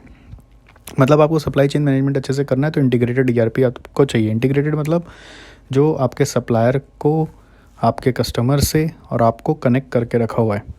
सो ये बेनिफिट्स के बहुत सारे पॉइंट्स हैं, इनमें से कुछ भी आपको याद रखना है, कुछ भी मतलब कुछ सारे याद रखने हैं। मैंने कुछ और पॉइंट्स अभी आपको जो बताएं वो सब केस स्टडी से चुन के बताएं। सो एक बार फिर से बोल दूं क्या, inventory reduction, personnel reduction, productivity improvement, order management, financial cycle improvement, new और improve processes, customer responsiveness, standardisation, flexibility, integration of value chain over the industry, seamless flow of information and products between supplier and customers, captures customer requirement to plan the production, supplier supplies as per production plan, effective logistics, integrated ERP. Next, supply chain management को अगर हम e-commerce में use करना चाहें तो हम कैसे use करेंगे? तो सबसे पहले आपको फीचर्स ऑफ e-commerce पता होना चाहिए, या आपको आंसर में लिखना है। फीचर्स ऑफ e-commerce क्या है? Customers buying online wants fast delivery. Second feature है buyer can be in any corner of the world. Third feature है orders can come any time. Fourth feature है SCM must be there, supply chain management must be there to deliver on time. So ये key features है e-commerce के। Now in सब feature को accomplish कराने के लिए सप्लाई चेन मैनेजमेंट कैसे हेल्प करेगा? तो सबसे पहले कस्टमर ऑर्डर को लेकर सप्लाई चेन मैनेजमेंट कैसे हेल्प करेगा? ई-कॉमर्स मतलब आपके पास ऑलरेडी एक इंटीग्रेटेड ERP है जिसमें आप कस्टमर ऑर्डर को रियल टाइम बेसिस में कैप्चर करेंगे यूजिंग ERP एंड इंटीमेट तुरंत कर देंगे अपने सप्लायर को कि आप डिलीवर करो। जैसे कि आप कोई फ्लिपकार्ट या अमेज़ॉन को इमेजिन कर लो ना, कि आप जैसे ही ऑर्डर प्लेस करेंगे, जिसके भी साइट पे आप प्लेस करते हैं उनके यहाँ पे कोई सेलर या रीसेलर रजिस्टर्ड होता है, फिर वो लोग तुरंत वो इंटीमेशन भेज देते हैं जिससे आपका गुड्स आना है, तुरंत जाता है। तो this is customer order management done through supply chain management. Second, procurement. Now procurement में कैसे ई-कॉमर्स में हेल्प होगा? Material requirement to be send to suppliers who can deliver quality materials in the right time so that there is no delay in supply. Material requirement जो भी है आपकी वो supplier को इमीडिएटली भेज दी जाती है। जैसे ये तो ई-कॉमर्स हो रहा है अगर, तो जैसे कि आपने कस्टमर ऑर्डर को ऊपर में समझा कि कस्टमर जैसे ही ऑर्डर करेगा तो तुरंत सप्लायर को मिल जाएगा।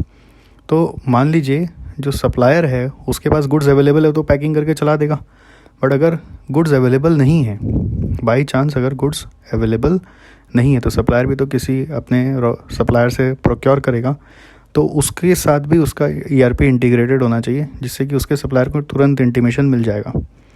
नेक्स्ट, प्रोडक्शन पुल सिस्टम में यहाँ पर होता है, यानी कि produce only that quantity which customer requires, no ad hoc production. Lastly, logistics यहाँ पे इम्प्रूव कर दिया जाता है जिससे कि कोई भी तरह की डिलीवरी में डिले ना हो। Avoid any delay in deliveries to customers as well as while receiving the materials from suppliers. So supply chain management in e-commerce में आपको दो पार्ट में आंसर लिखना चाहिए। एक, फीचर्स ऑफ ई-कॉमर्स बताना चाहिए, क्या क्या फ़ीचर है। कस्टमर को फास्ट डिलीवरी चाहिए, कस्टमर कहीं से भी आ सकता है, कभी भी आ सकता है। और लास्ट पॉइंट है इसमें, यहाँ पर डिलीवरी ऑन टाइम करवाना ही पड़ेगा। ये ई-कॉमर्स का सक्सेस का राज है। नेक्स्ट, सप्लाई चेन मैनेजमेंट क्या क्या चीज़ में हेल्प करेगा? कस्टमर ऑर्डर प्लेस करने में, यानी कि customer order real time basis में आपके पास इंटीमेशन आ जाएगा। सेकंड, प्रोक्योरमेंट में कि आप अपने सप्लायर के साथ ERP बैठाकर इंटीमेट उसे तुरंत कर सकते हैं कि आपको क्या क्या चीज़ का ज़रूरत है, so that there is no delay in supply. Third, pull system में प्रोड्यूस होगा so that there is no stock, and जैसे ही ऑर्डर आया कस्टमर का वैसे ही हम लोग मिनिमम डिलीवरी टाइम में उसको प्रोड्यूस करके सेल करने का कोशिश करेंगे। तो अकॉर्डिंगली हर प्रोडक्शन सिस्टम एक्टिवेट हो जाना चाहिए जैसे ही कस्टमर ऑर्डर आया। एंड लास्टली लॉजिस्टिक्स को भी इम्प्रूव करने में हेल्प करेगा। सो 4 तरह से हेल्प करता है: customer order, procurement, production in pull system and logistics. Logistics मतलब delivery from your supplier to you and from you to your customers. So ये हुआ supply chain management in e commerce. All right, so इसके साथ supply chain management फ़िलहाल के लिए ख़त्म होता है। आप इसको वापस एक बार पूरा सुनिए, आपका काम बनेगा। नेक्स्ट है gain sharing arrangement. Gain sharing arrangement का दूसरा नाम है cost saving arrangement. What is gain sharing arrangement? An agreement whereby any benefit earned during an execution of contract will be shared by both the parties.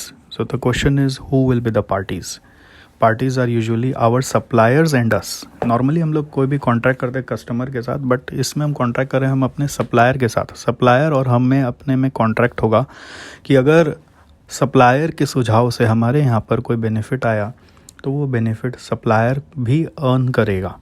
So example 1 can be supplier agrees to receive his payment only if the customer is benefited. Example 2 can be cost saving generated in a year will be shared between supplier and customer in the ratio 40% 60%.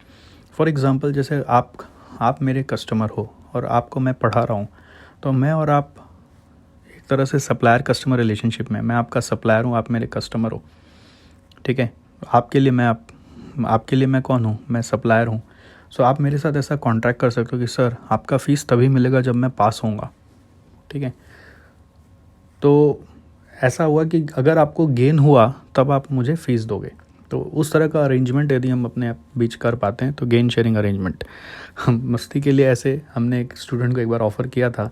उसने हमें बोला कि sir आप मुझे ऐसे ही पढ़ा दीजिए, क्योंकि आप सबसे फ़ीस ले रहे हैं तो एक जन से नहीं लेंगे तो क्या होगा। तो मैंने बोला ठीक है पढ़ा देंगे, बट एक कंडीशन है कि आपका जो नौकरी लगेगा उसका पहला सैलरी मेरा होगा।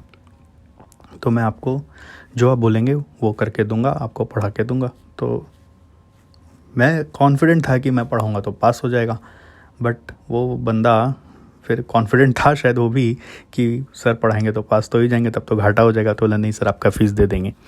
But anyways, cost saving arrangement क्या है? कॉस्ट सेविंग अरेंजमेंट ऐसा है जिसमें हम लोग कह रहे हैं कि आपका ऐसा अग्रीमेंट सप्लायर के साथ करो कि सप्लायर आपके यहाँ पे आके आपको हेल्प करे कॉस्ट सेविंग करने में, और उस कॉस्ट सेविंग के कारण जो बेनिफिट हो वो आप सप्लायर के साथ शेयर करो।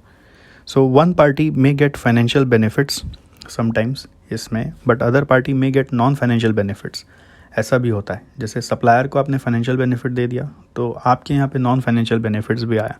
जैसे ज़रूरी नहीं है सप्लायर आपके यहाँ पे प्रॉफिट्स ही ला के देगा। हो सकता है सप्लायर आपके यहाँ पे मान लीजिए डिलीवरी टाइम को बेटर कर दिया। तो डिलीवरी टाइम को बेटर कर दिया अगर, यानी मान लीजिए आपका डिलीवरी टाइम में आपका जो कस्टमर को आप डिलीवर करते थे वो 20 डेज़ में होता था, अब वो सप्लायर के आइडियाज़ से हम लोग अपनी कंपनी में 10 डेज़ में कर पा रहे हैं, तो डिलीवरी टाइम बेटर हो गया। बट इसका बेनिफिट नॉन फाइनेंशियल माना जाएगा, इससे कोई फाइनेंशियल बेनिफिट नहीं आया। तो इसका फिर टर्म्स इस तरह से डिफ़ाइन करना पड़ेगा कि इसको करवाने का सप्लायर जब इन्वॉल्व होगा तो सप्लायर हमसे क्या इंसेंटिव मांगेगा। ये अग्रीमेंट कभी कभी सप्लायर्स के लिए रिस्की होता है, ओके, बट हेविली रिवॉर्डिंग भी हो सकता है।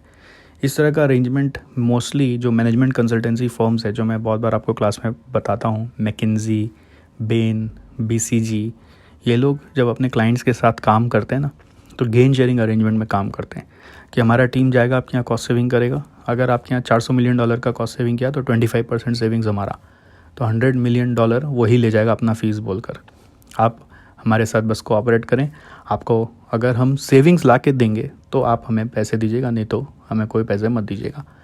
तो एक तरह से बड़ा अच्छा लगता है उनको हायर करके, अरे चलो पैसे बचाएगा तो ना मेरे से लेके जाएगा, तो 25% ही तो मांग रहा है, 75% तो अपने ऊपर ही छोड़ दे रहा है।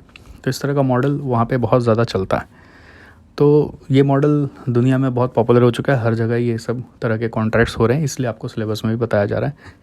इस अरेंजमेंट का फेलियर होने का कुछ कारण हो सकता है, जैसे कि अनस्ट्रक्चर्ड अग्रीमेंट हुआ, ठीक से डिफ़ाइन नहीं किया कि कौन क्या करेगा। इम्प्लीमेंटेशन में एरर्स हो रहे हैं, मतलब अगेन इम्प्लीमेंट जब कर रहे हैं तो कन्फ्यूजन आ रहा है कि कौन क्या करेगा।